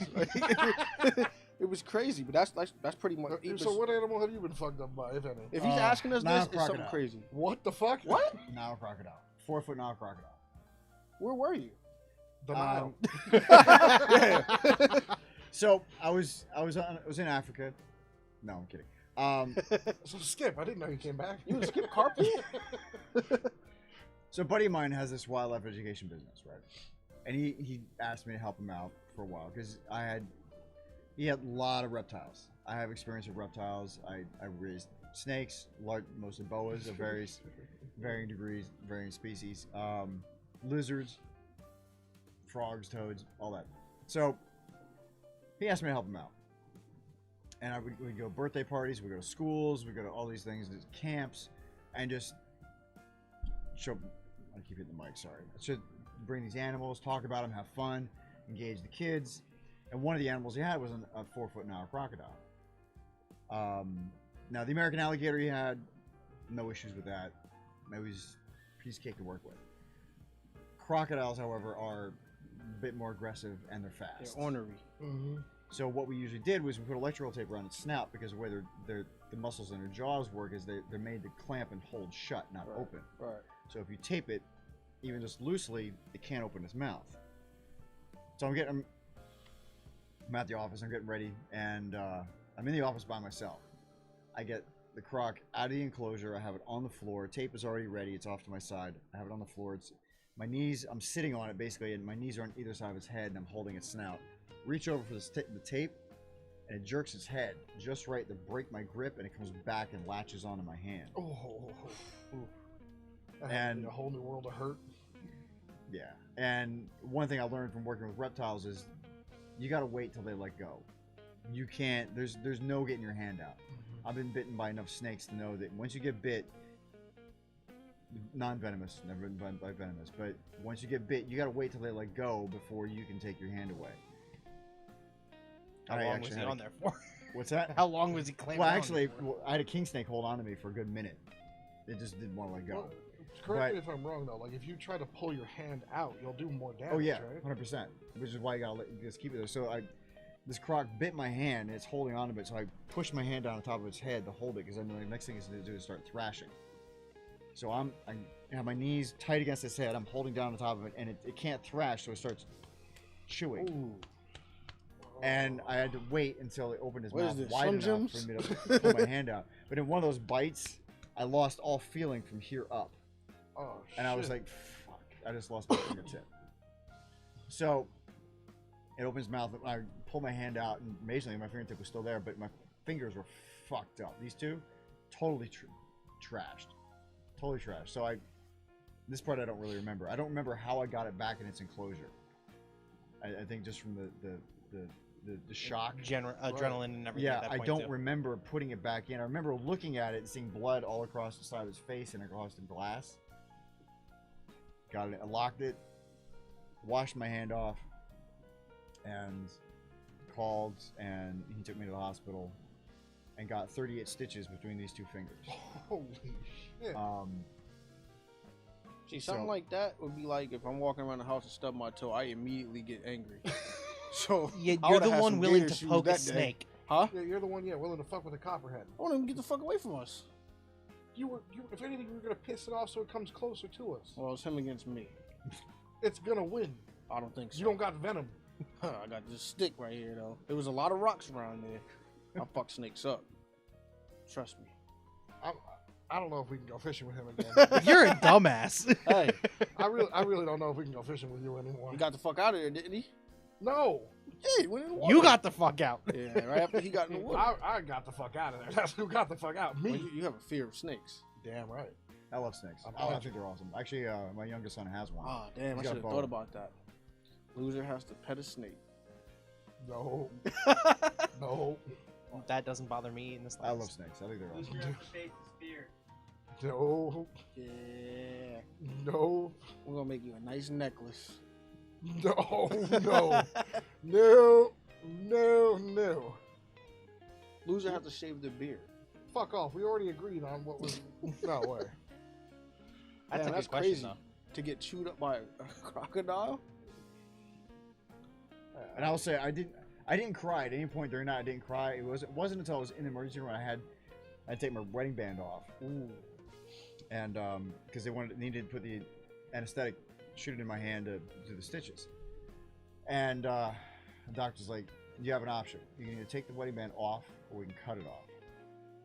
And I'm like, it's custom made. You're not cutting it off. He's like, all right. He's like, I'll give you some time. And he left the room. And it wasn't until I started pulling it off that's when I started to cry, because then it started going over all that ripped finger. And I'm like, fuck. I seriously kind of started to question my choice on that one. Damn. That's But crazy. it was Brutal. That sounds brutal. Gives you a whole new respect for that animal, though. Yeah. Imagine. and I A little bit bigger than that, you might not have fingers. to this day I still have an aversion to crocodilians. I didn't have one prior to that, but now like I go to an aquarium or something, there's crocodiles or alligators or caiman in there. I'm just like, yeah, I'm just gonna stay back a little bit. Well, that'll do it to you. Yeah. I mean, Yeah, something like that. Not many people can say they've been bit by a see, crocodile. I've never Nile been bitten. croc. I've never been bitten by a shark, but I'm petrified to go in the ocean because of that. Really? Yeah. Yeah, seeing fish, like if I'm swimming in a natural body of water and I see fish in there, it freaks me out. Yeah, I don't like that shit, bro. Because it Fish reminds fucking me water. that I'm an alien in their environment. Yeah. I remember we were in the Bahamas one year, Hence why you like the alien and a series. barracuda was in that area. Fuck that. And that's bro. what the locals were saying. You got to get out of the water when you see like something I was like actually that. within feet of a barracuda. Really?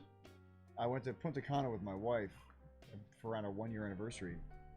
And we're snorkeling, and we got off the boat, and we're swimming around, or all these amazing fish. It's really cool. So I swim around the other side of the boat, and there's no fish over there. I'm like, it's kind of weird. So I'm swimming away a little bit, and I see this big fish down over there. So I'm swimming towards the fish, and as I get closer, I realize the reason there are no other fish around is because it's a barracuda, and it's just sitting there, and it got to be like 6 feet long. Yeah, see, I had the same kind of experience. It's a big ass barracuda. I'm like, all right. I had one of those underwater cameras, took a picture of my barracuda, and swam around the other side of the boat. And I'm just hanging out with the other fish. I'm having fun. And, see pipefish down there and all this other shit. So it was really cool. And I'm swimming on close to the surface, and there are all these fish, like this school of fish, swimming right past me, going right around me. And I'm just like, that's awesome. And as soon as the school passes me and breaks, there's a barracuda, like probably within 3 feet of me, like sitting Damn. right in front of me. Like, all right, I'm done. I'm done. So I go. I'm like, I move. I'm like back to the boat. My wife was already on the boat because she was getting seasick from being in the water and all that. So I went back to the boat at that point. And that's a wrap. And that was a wrap. And I wasn't terribly smart because I cut my hand on the ladder getting into the water. And I know that you're not supposed to do that.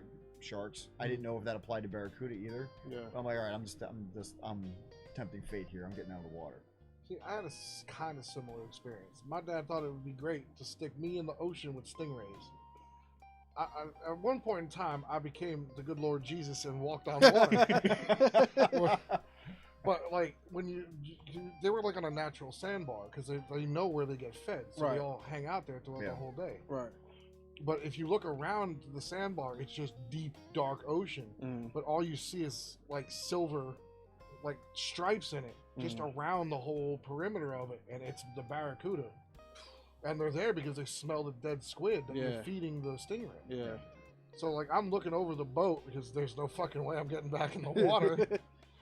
And like you just see them, they're just there. They don't even move. It's insane how It's bizarre. They don't. And like, I think they're one of the only fish that can turn like at a 90-degree angle and shit. Like it's crazy how they swim. I saw this video of this guy in Australia. They were cliff jumping into the ocean. Guy jumps in with a GoPro, lands, all the bubbles go away. Great white shark sitting right there. Oh hell no! Can you imagine? You probably could have a heart attack just once that clears and you see that. And he started swimming away, and the guy was throwing rocks down to try to like defer the shark.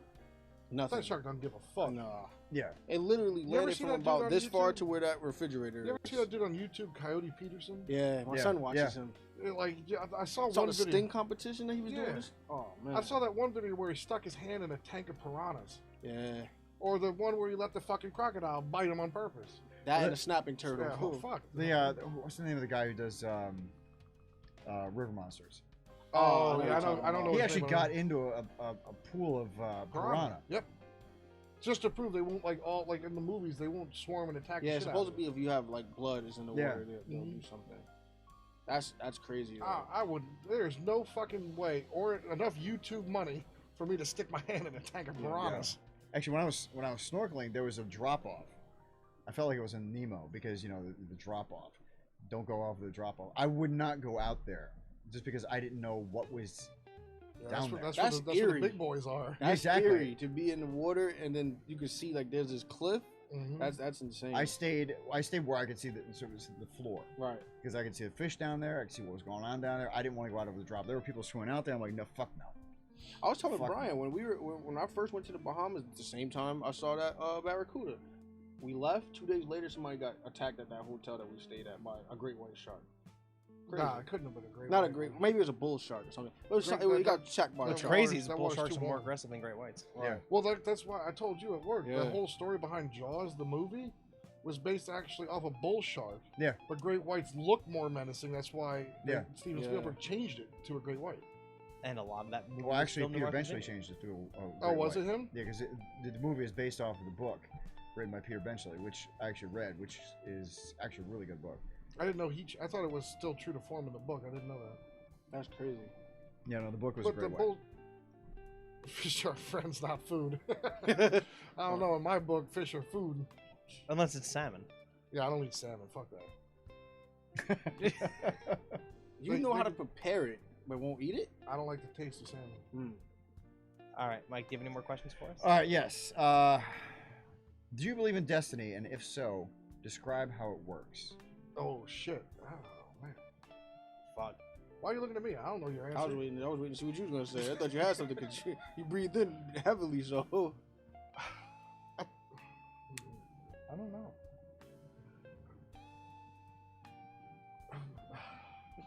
I mean, I wish it was something like easy, like Star Wars, where like this is your destiny.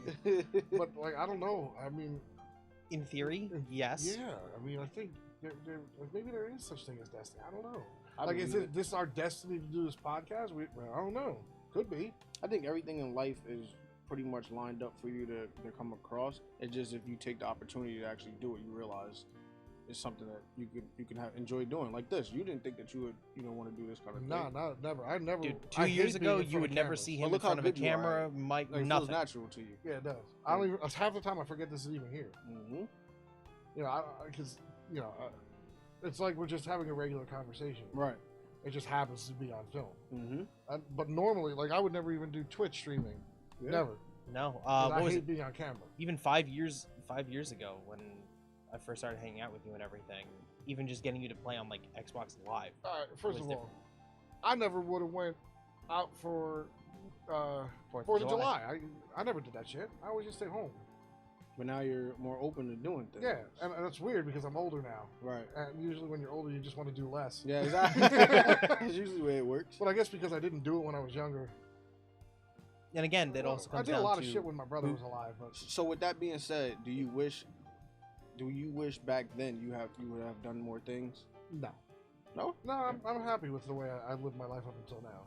you know what I know it when is? my brother was alive, he pushed me to do a lot more shit. And then after he died, I went back to my old ways. And I will have to admit, it does come down to who you're with. Yeah. and who your friend group is. Like and I really, and this is thanks to Mike back there. I really had a great time with 4th of July. I mean, the whole time we were laughing, the whole day. I mean, he chopped a fucking watermelon in half with a sword. Melon Lord. Sorry, Melon Lord with a sword while wearing a wolf mask. That's beautiful. You know, it was a lot of fun. I mean, we were laughing all day from when we got there till sundown and like till 3 o'clock in the morning. That's when Dan and I finally left. So maybe there is destiny out there. You have to, but I think it's not something you can define or something you can easily see. Right. You don't really realize it until you start doing things. Right.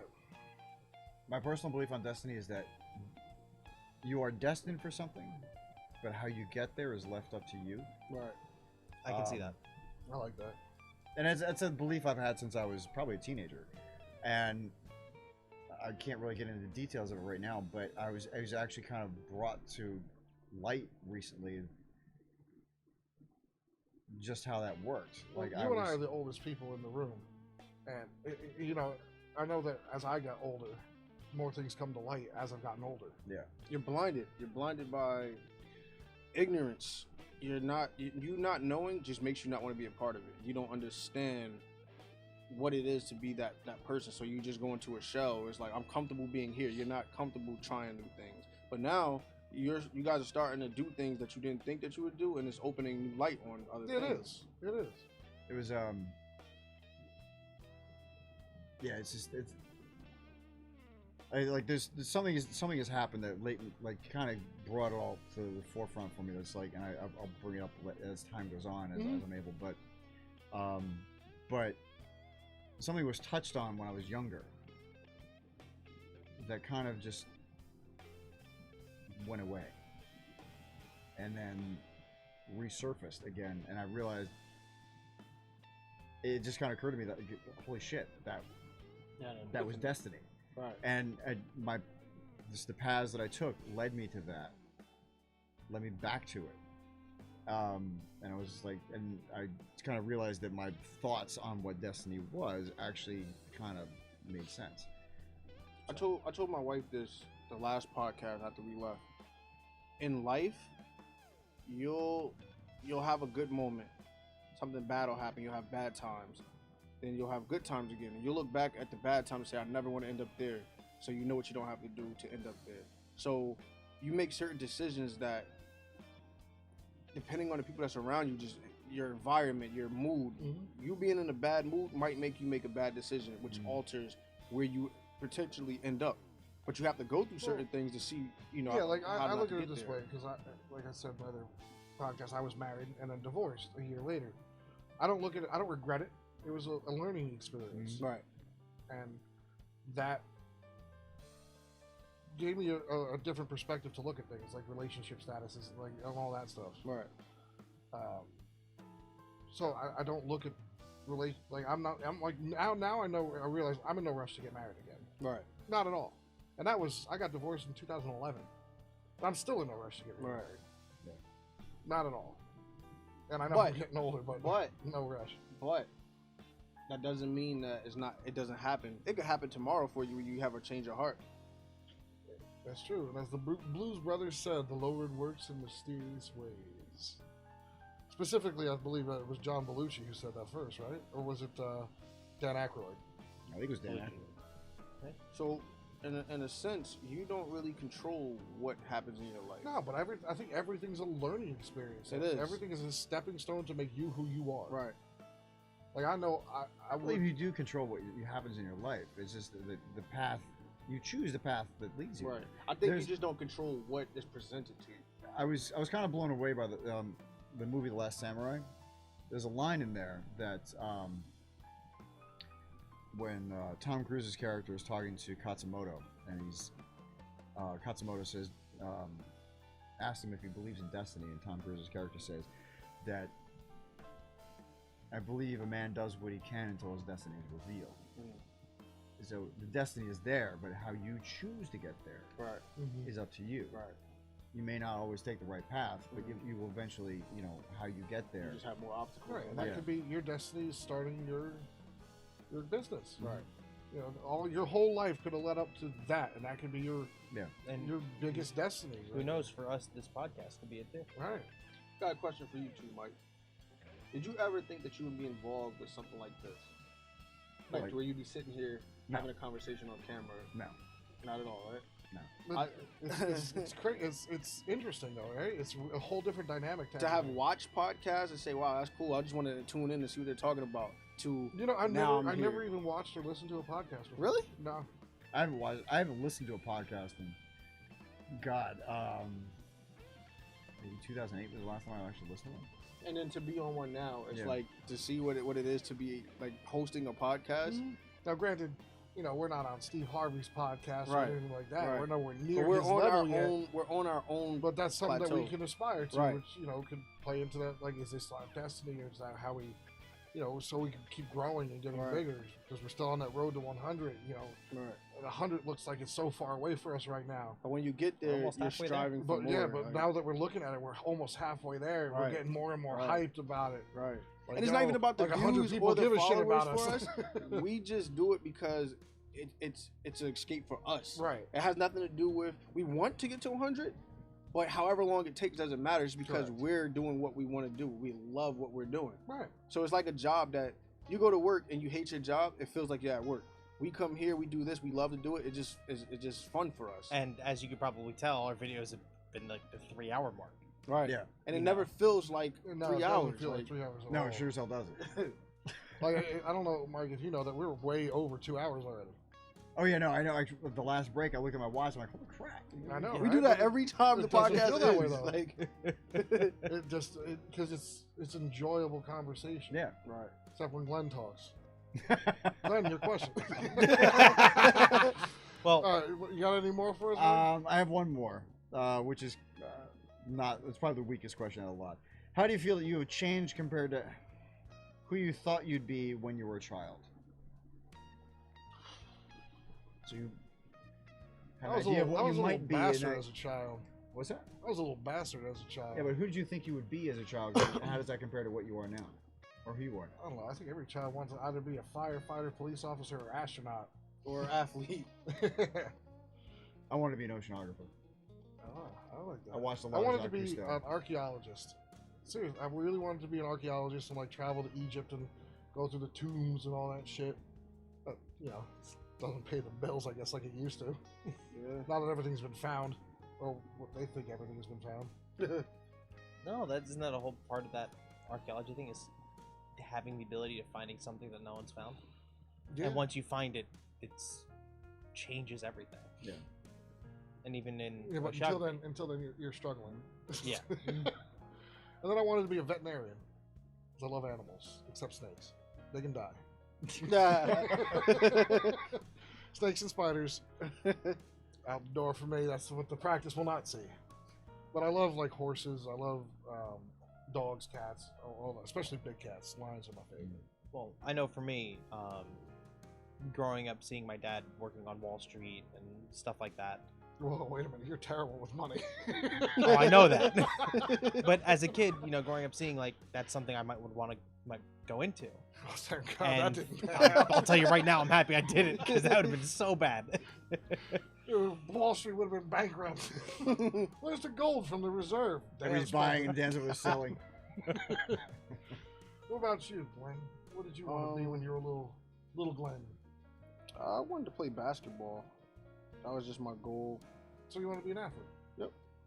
I wanted to do that for so long, up until I had an injury, and it just went by the wayside. So you went from basketball to boxing Yep.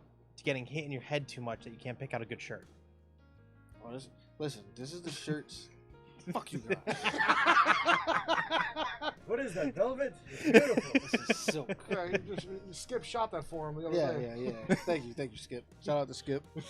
So eventually that's going to be hanging up next to the bear. No, that ain't going on our wall. That's for damn sure. Well, you know what it is though. Like even with sports, it's a lot that you have to think about. Me being a kid thinking about wanting to play sports. Me being older, I'd rather be a guy like an agent. I don't have to do shit, but get you on a team and I'm getting millions of dollars for it. No sweat, nothing. No injuries, nothing. And Well- then as far as an athlete, once you have, like, everybody has a bad game. Once you have that one bad game, you're looked at totally different. Oh, especially like you're a coach. Yes. Oh man, if you're a coach, you get nailed to the cross. Now, if I'm an agent, I'm calling you, telling you, listen, I don't think it's gonna work out. About bad coaching, your coach cheats a lot in your favorite team. I already pled the 5th. Now I got to plead the 6th. The 6th Amendment doesn't cover that. 6 ring does. Yet you still didn't win one of them over the Giants. Either way, I still have 2 more than you. That's all right. You still cheated for most of those. If we had cheated, it'd have been revoked. It wasn't. So you cheated and didn't get caught. Once you start winning too many games, people want to say, "Oh, let me look into this. Let me see why they're winning so much." We just win. Fuck you. Mind your business. Lost already. All right, fine. I'll give you that. Thank you. Cheaters. Say it out loud, asshole. I said cheaters. Okay. Deflategate. I got some questions to rattle your brains. So. Are you sure? Fuck you, man. You sure they're not, we can write them out in crayon for you? Yeah, please. I can see it better. Where do you guys see your life in the next year? I can't answer that right now. I plead the 5th. I gotta plead the 5th on that too, because there's stuff I can't. I'm pleading the 5th also. Mike, ask me that in a year and I'll be out. Ask me that in a couple more podcasts and we'll see where I can answer. But right now it's the 5th. Well, you're the only one out of 5th, so that's what the fuck you say. I have my answer. What about you, Mike? Can't talk about. Good answer. you can't plead the 5th, so you better be careful on what you say. I just see us doing a podcast every day. What, full time though? Yeah. So quitting our regular jobs and doing this? Yeah. Why not? Cheryl, I'm not quitting, just so you know. He is.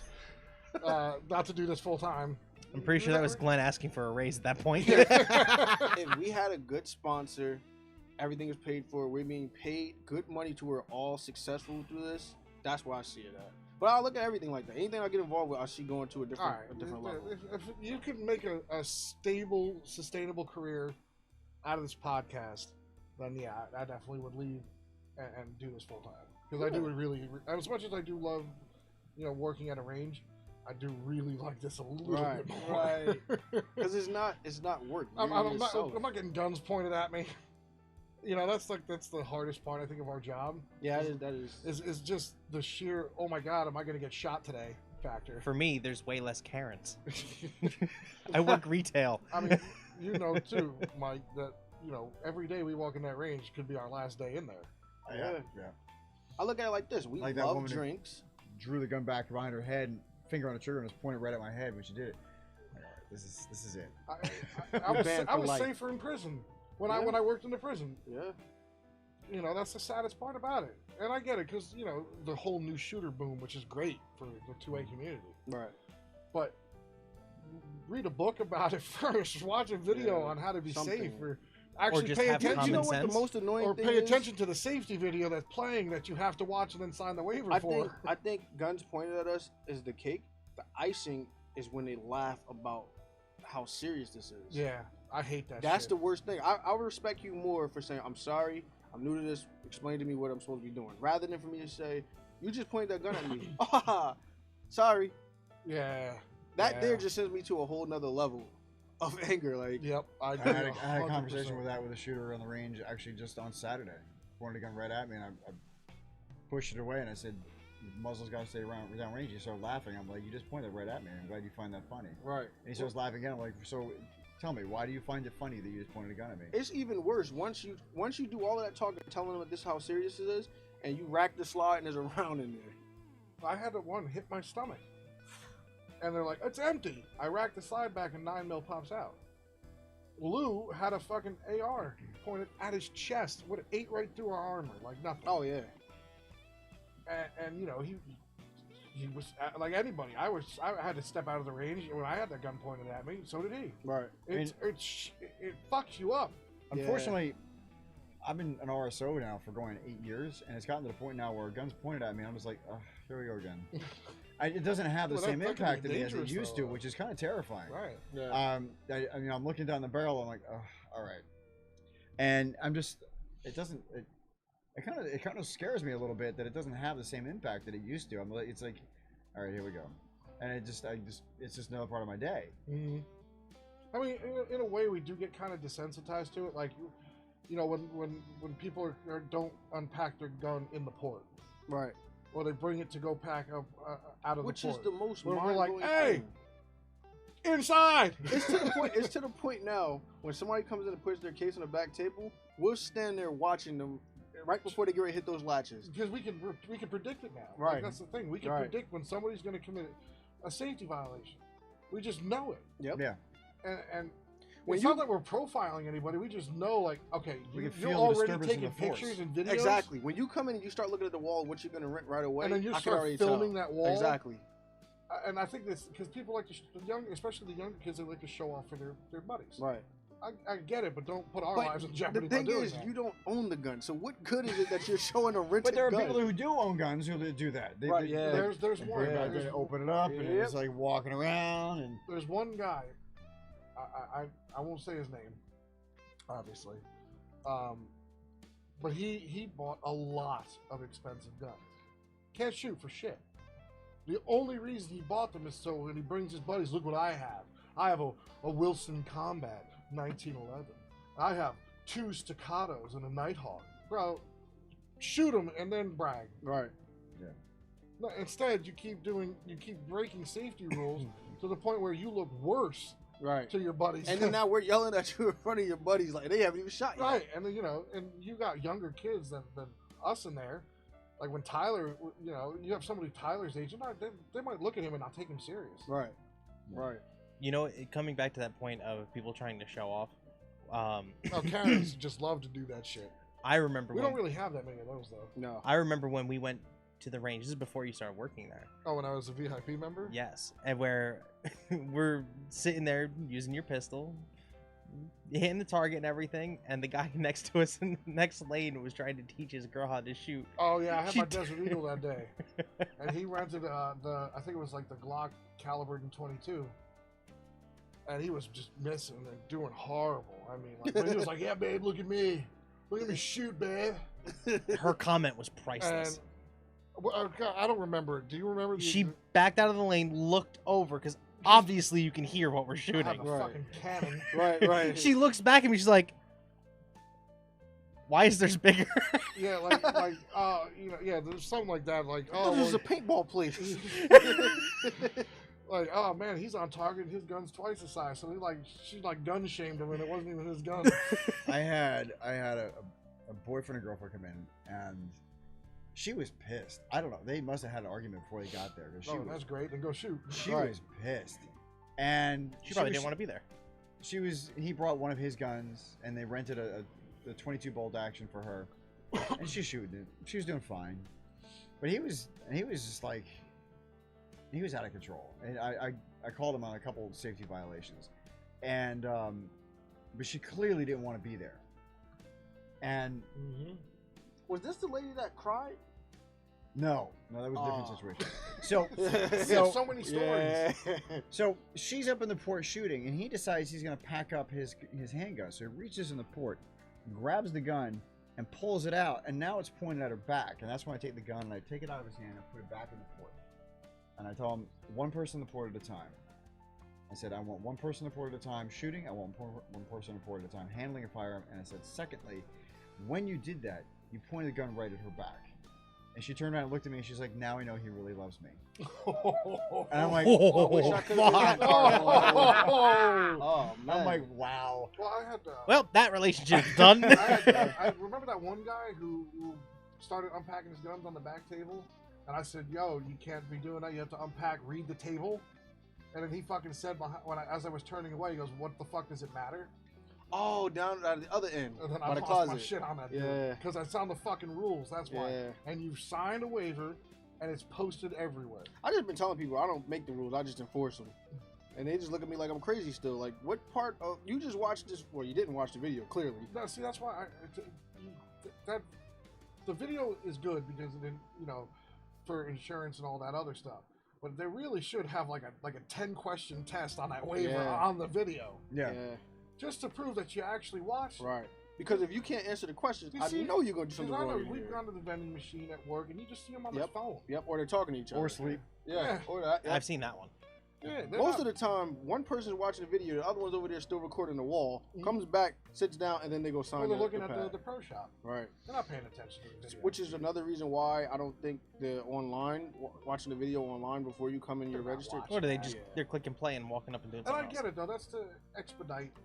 Yeah, but So there's not like a huge backup of people. I'd rather have a backup than you have a bunch of people coming in there that don't Just know throw shit a about test it. on the Yeah. waiver. I had a guy actually call a ceasefire because he dropped his magazine. And I realized what happened. He'd watched the video. Oh, because it says anybody Yeah. can call a ceasefire. Yeah, and I'm like, I said, thank you for watching the video. I appreciate that. Yeah.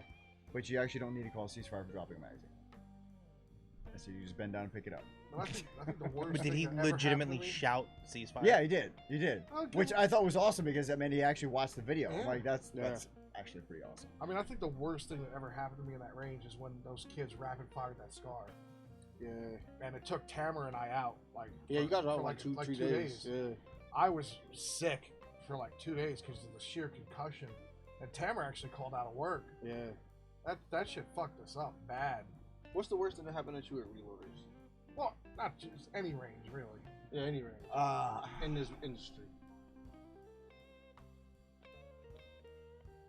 I would say probably just having guns pointed at me. Although, at my last employer, they didn't mandate vests. Like, there wasn't even something considered until much later.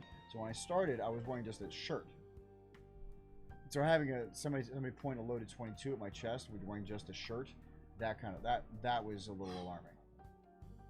Yeah, that's That That's was a my day little to go rough. home early right there. yeah. I would have had a little poo poo. Mine's I was teaching this lady. She came in, could not hit the paper at all. So I explained the sights to her verbally, multiple times. So this got to the point where I'm like, listen, take this rear sight, line it up with this front sight. This is after I told Basic her gun ergonomics. right. This is after I told her finger off the trigger because she still had a loaded magazine. Finger off the trigger. I said, as soon as I got to the front sight, she fired the shot. Right before I was going to touch it. I'm like this close to the. You remember I that? remember that. Yeah, you almost That was blew your finger off, that was yeah. the worst thing that's ever happened to me. There's no excuse, in my opinion, for negligent discharging. Right. Because that's just pure. That's negligence. You know, having your finger on the trigger is just. There's no excuse for it until you're ready to That's shoot. like when you see somebody put the gun down in the range, pointing left or right, rather than straight There down. was a kid. What was it? Sunday. Mhm. Who had the gun facing towards his privates. Are you talking about the guy with the 45? No, it was a bunch of 3 young kids.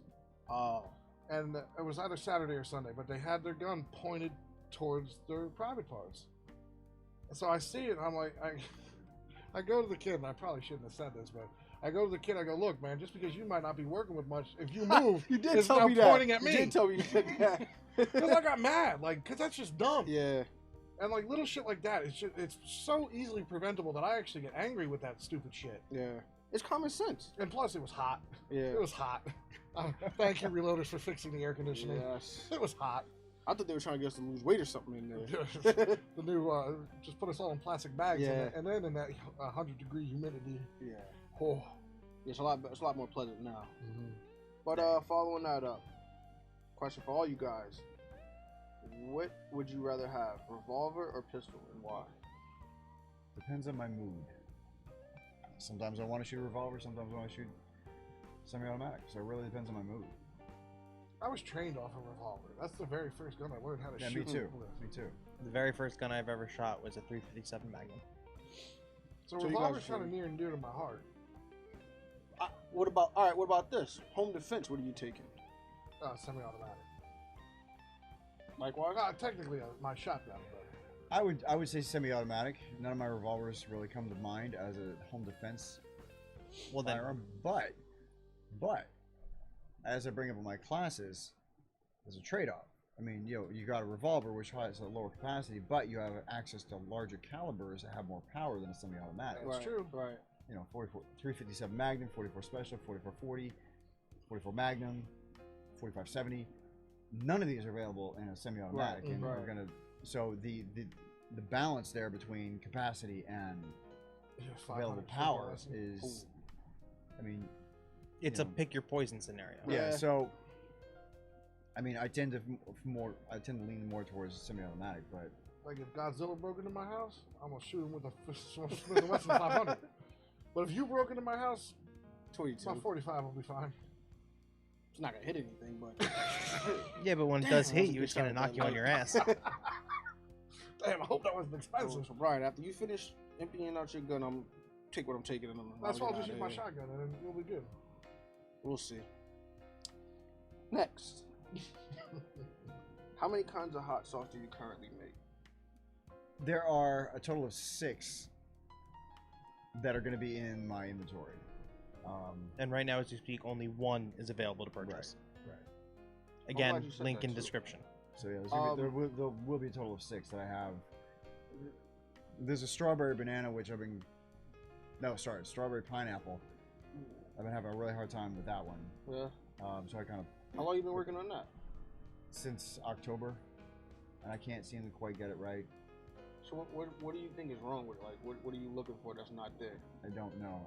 That's why I stepped away from it, because I can't quite put my finger. There's on something that you taste that's off. You just Yeah, can't pinpoint it. it's lacking a certain depth, and there's also a weirdness to the flavor which I can't quite pinpoint. What was that consistency like? Was it more like paste as well?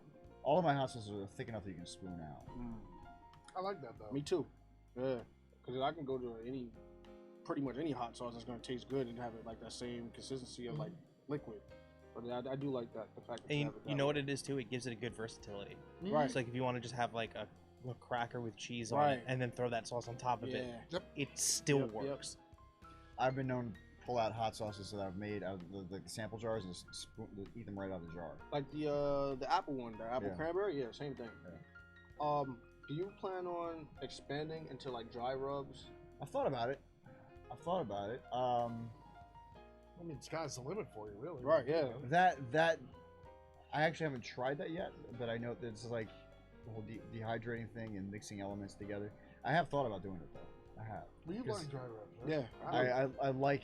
This is one of the aspects of cooking I like, is like working with composition, playing with it, Right. finding what works, what doesn't, balance the flavor, what complements other elements of the flavor, what brings it out, what makes it pop. So when you guys eat any type of like ribs or anything like that, would you prefer a dry rub or do you want the sauce? I want the sauce. I want the sauce. Sauce for ribs, sauce. See, I like mine. I like a dry rub and then have the sauce on the side. If we're talking like steak, do a dry rub. Yeah, I prefer pretty much anything with the sauce on the side. Even like wings. You know that. I don't like the sauce on my fingers for one. Shout out to those JR wings. Yes, I miss you. Dude, I we miss missed you. those wings at JR's. Um, Big time. I prefer to see. I like it that way because if I want to eat it just with the dry rub, I can do that. Then if I want to switch off to the sauce, maybe we'll do that. Not just having it where it's just sauce on it. I'm stuck with one type of flavor there. Because you can go to a place and get your sauce on your ribs, Well, like and you they might did not for like us it. at JR's. Yeah, How they came out with like a platter of all the sauces yeah, and just the plain yeah, wings. exactly. So you can have a little bit of everything, and that was perfect. See, But that was because yeah. we had an amazing waitress. Do you Yeah, remember, yeah. Do you remember Laura. her name? Laura? She was an amazing waitress Yeah. there too. Absolutely. Y'all go to JR's on Route 10, and you go for the wings, and hopefully you get there with Laura because she is an amazing And waitress. you'll get a cigar for free because you ordered appetizer. Yeah, Right? and you get points to the rewards Yes. too. Yeah. I've never gotten food from there. Really? It's really good. Anytime I Yeah. go, I just go for cigars and that's it. Yeah, their wings are good. Honestly, Their it's not a bartenders are bad good too, though. The service thing there to is do. great. Sit down, have some food. I mean, for what was it, the 16 count wings, it was like $25, but that also included a cigar. Nice. And they're not those gigantic wings either. Mhm. They're Is like it one of a- JR's brand cigars, or is it like No, It's no, whatever Last they- time we whatever went, we they got a give it at Romeo and that time. Juliet. Yeah. really? Yeah. Really? Okay. Cool. Yeah, it's a random cigar that I guess they pick out of what they have in inventory. Because I've gotten everything from Monte Cristos to Romeo and Julietta's. We got a Davidoff once. No, Really? I never got I that. could have sworn we did. No.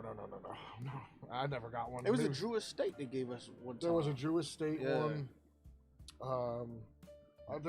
It's whatever. I guess whatever whatever they have an influx of that maybe didn't sell as much. Yeah.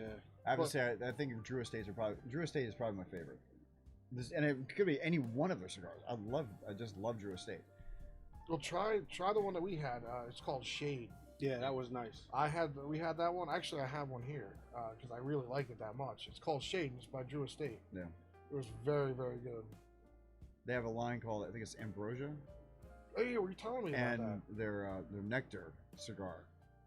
Yeah, Honestly, one of my I did favorites. look for that. Honestly, I one of my didn't. favorites. Did they usually have those at JR's? Because They used to, and now I think you can only buy it either directly from Drew Estate or Cigar Emporium, I think you said, right? yeah, someplace online. Well, here, take that into question. With your sauces, do you plan on strictly being online, or do you plan on also having it out in stores down the road? Ideally, what I would like to do is do farmers markets and whatnot. Okay. I was hoping to do that this year, but because getting my LLC set up took so long, I wasn't able to make enough inventory for doing farmers markets for the summer. Right. So I'm that hoping COVID next kinda summer fucked I can shit actually up just too, start right? doing Yeah. farmers market selling in Yeah. person. I already have a volunteer who's willing to help me out. I am looking at doing that, selling and going to farmers markets, festivals, whatever, selling there. That's good though. Yeah. You can get anything at a farmer's market. That's Yeah, but perfect. what I like about farmers markets though, it's the best local produce and, Right. and goods. Right. Like there's one in Denville that I want to do. Is like just a stone's throw from my house. I can go I there. think that's going to be the only way, I have a feeling, in the future to get affordable like food products. Farmers markets. Because supermarkets are just going to get so expensive. Plus, you're getting better quality stuff there too. Yeah, like you know that you're probably not going to get those hormone injected chickens Exactly. and shit there. Which you can tell on steroids. So speaking on that, what goes into making a good hot sauce, and what makes it good for you? Besides the flavor, like what do you look for when you try something that's not yours? Honestly, I look for depth of flavor.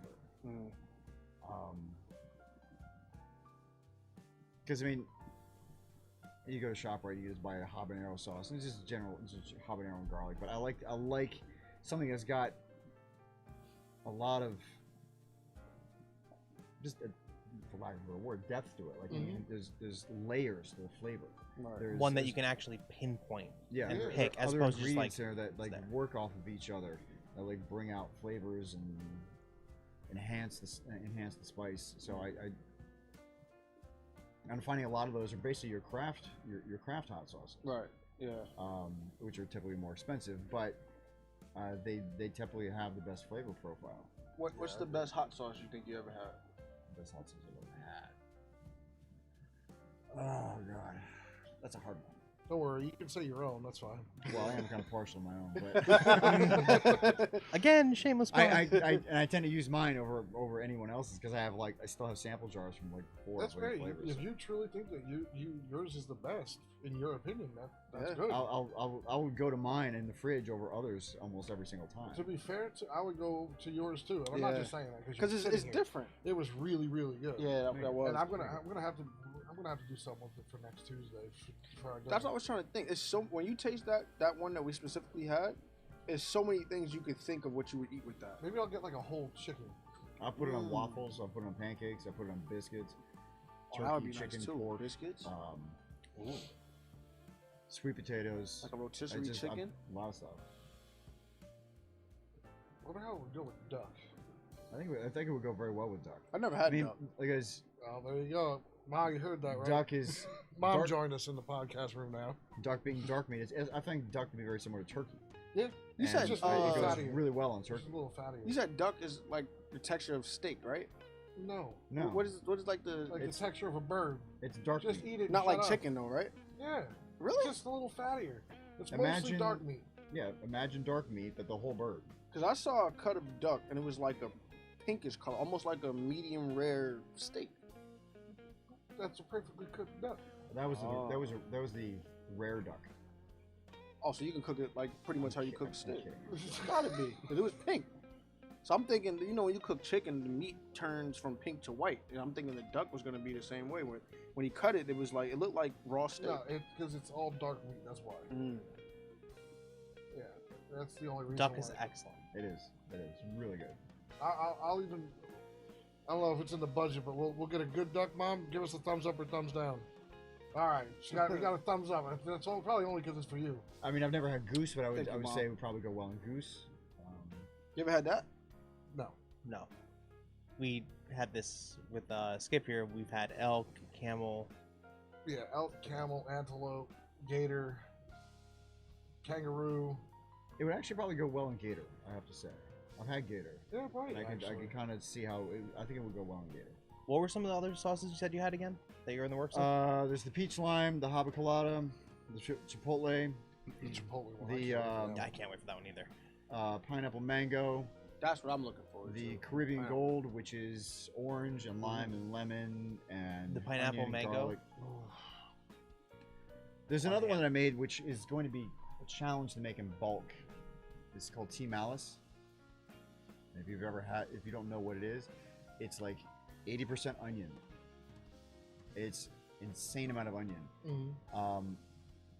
But I made a small batch of it just because it sounded so interesting, and I used Scotch bonnets in it, and it's really good. Like, you put it over pierogies, it's amazing over pierogies. But it's the story behind Tea Malice is that there was I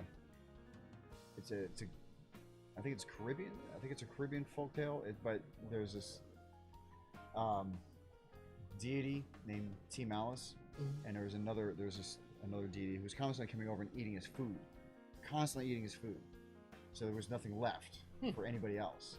So Tea Malice decided he was going to make the sauce and put it over all of his food. It's a really pungent, almost nearly obnoxious sauce. And the deity came over, ate it, loved it, and then told everybody about it. But it's like obnoxiously pungent. When you're cooking it, it's overwhelming. It's like the amount of onion that's in it.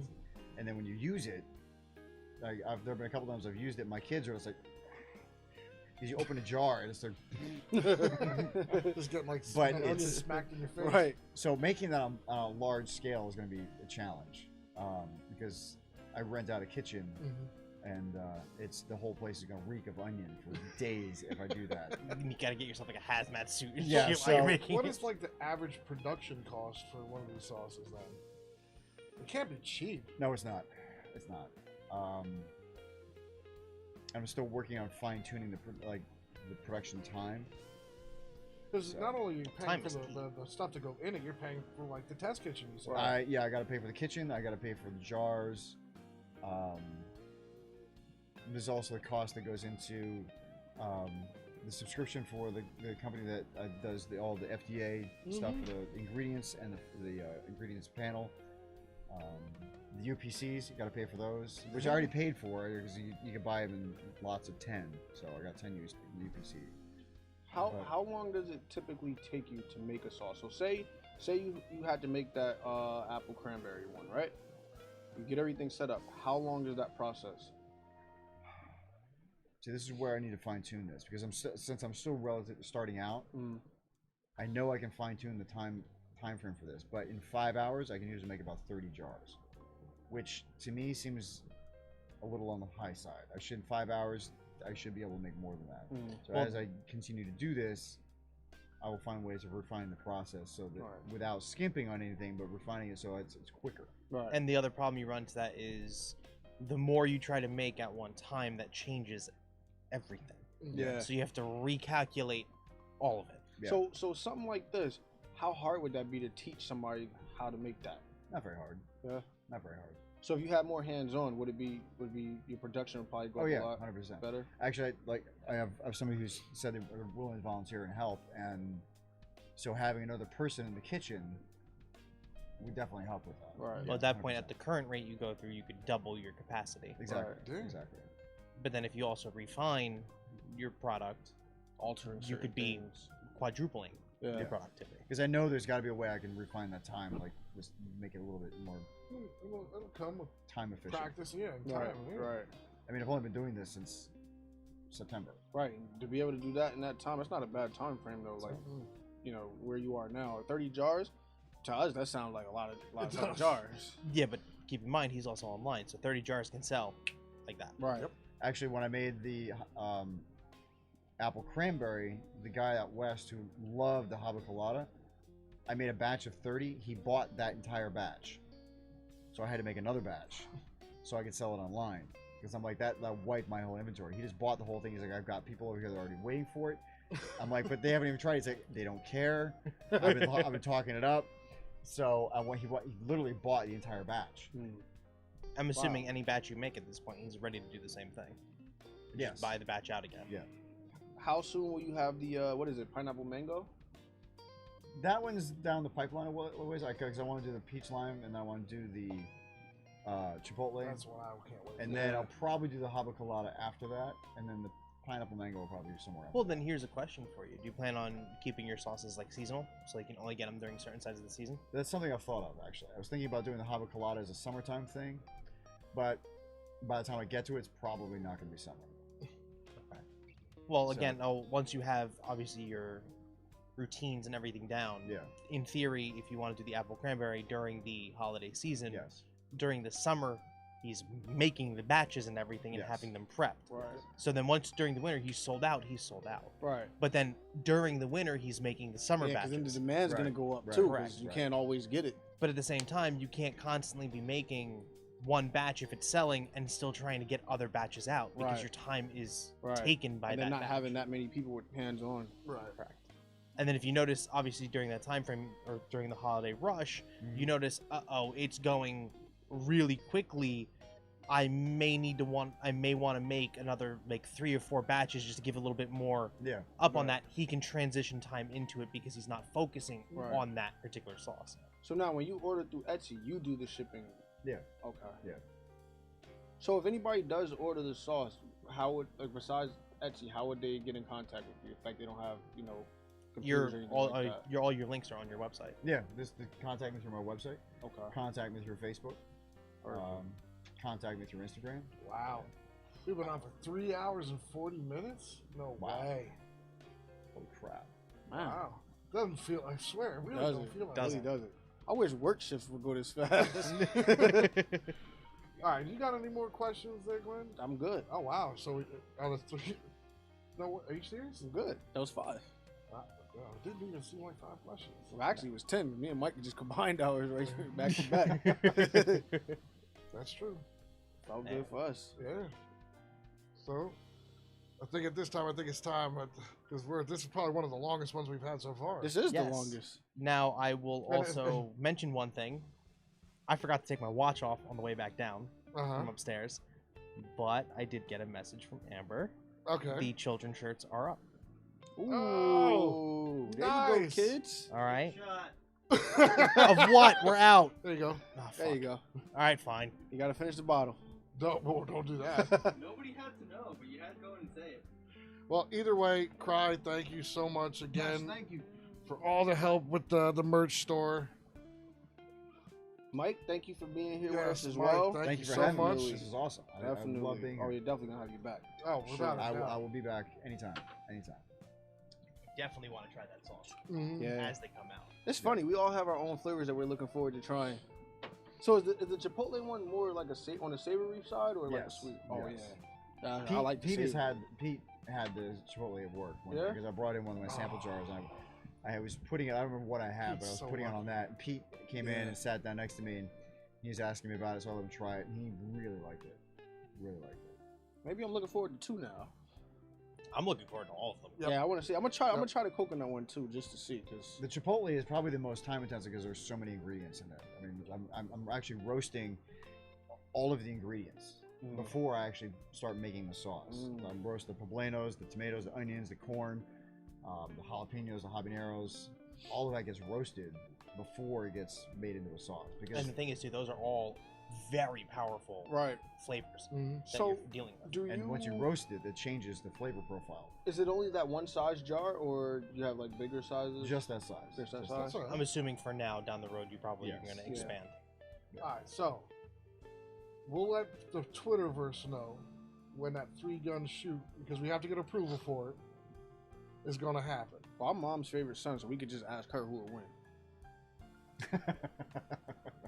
That look right there told you it all. Again, we'll discuss this off the air. Yeah, and we'll put it on Twitter once we get approval. We're gonna post a picture, and the picture's gonna tell it all. We don't have to put no words, just a picture of me and you standing there together. You at the bottom, me at the top. I'll already look better than you. I have a beard. I'll buy one. Well, And then we'll, once we get approval and whatnot, we'll post the date and we'll shoot it. We'll literally shoot it out, and we'll put it either on a TikTok This is gonna be a We'll put it on pay-per-view a- event right here. Yeah, this is the Up and Smoke pay-per-view. Well, This is that like- being said, again, link in the description below. We have the link to Mike's website for the hot sauces. We Mhm. have our Twitter on there, which we highly recommend you follow. Simply because if we have an update like tonight, Yeah. we will shoot that out right away, and you'll get notifications of when we're going live or Mhm. if there's any changes to any routines. On top of that, the link to the merch is there. Any purchases do support the channel. We will take that and enhance the experience. Right. Right. Pretty straightforward, at that point. Yeah. And as always, everybody, like, subscribe. Please leave some comments so we can have stuff to answer when we're live Yes. next Tuesday. Hopefully, weather permitting. Yes. Yes. Now, It's crazy out here. with right now. that, since these guys do work with Mike, if you guys have any questions for Mike, leave them in the comments and we'll pass it off and get your answers. And Absolutely. we will respond to them Yeah. on the next podcast. Yeah. Yeah, absolutely. All right, and feel free to share this with your friends, guys. We want to hear from you. We want to Yes. do more involvement with you guys too. Yep. Absolutely. Anybody that you guys think may like the show or need somebody to talk to, that's us. Mhm. And I will also mention this, considering that wine was very last minute. At the end of the video, that wine won't be posted, but I will put it in the description. Cool. Cool. Because it was very good. Yeah, that was real good. It was very good. Yeah. And it's local. And it's not crazy expensive either. Nope. And I will tell you this, I like the fact that so far everything we've done has been local. Yeah. Or almost everything. Well, I don't know. The cigars, I think, were from Honduras or Nicaragua or something But the like sauce that. we've tried is local. That's true. That's Very local. Can't go wrong with that. Yep, it's right at work. Yeah. Thanks, Mike. You're real. Put my order in tomorrow. I'll see you there. All right, Alrighty, guys. everybody. Y'all have a great night. Enjoy the rest of your week. Stay safe. God bless everybody. Have a good one, y'all. We'll see you next week. Absolutely.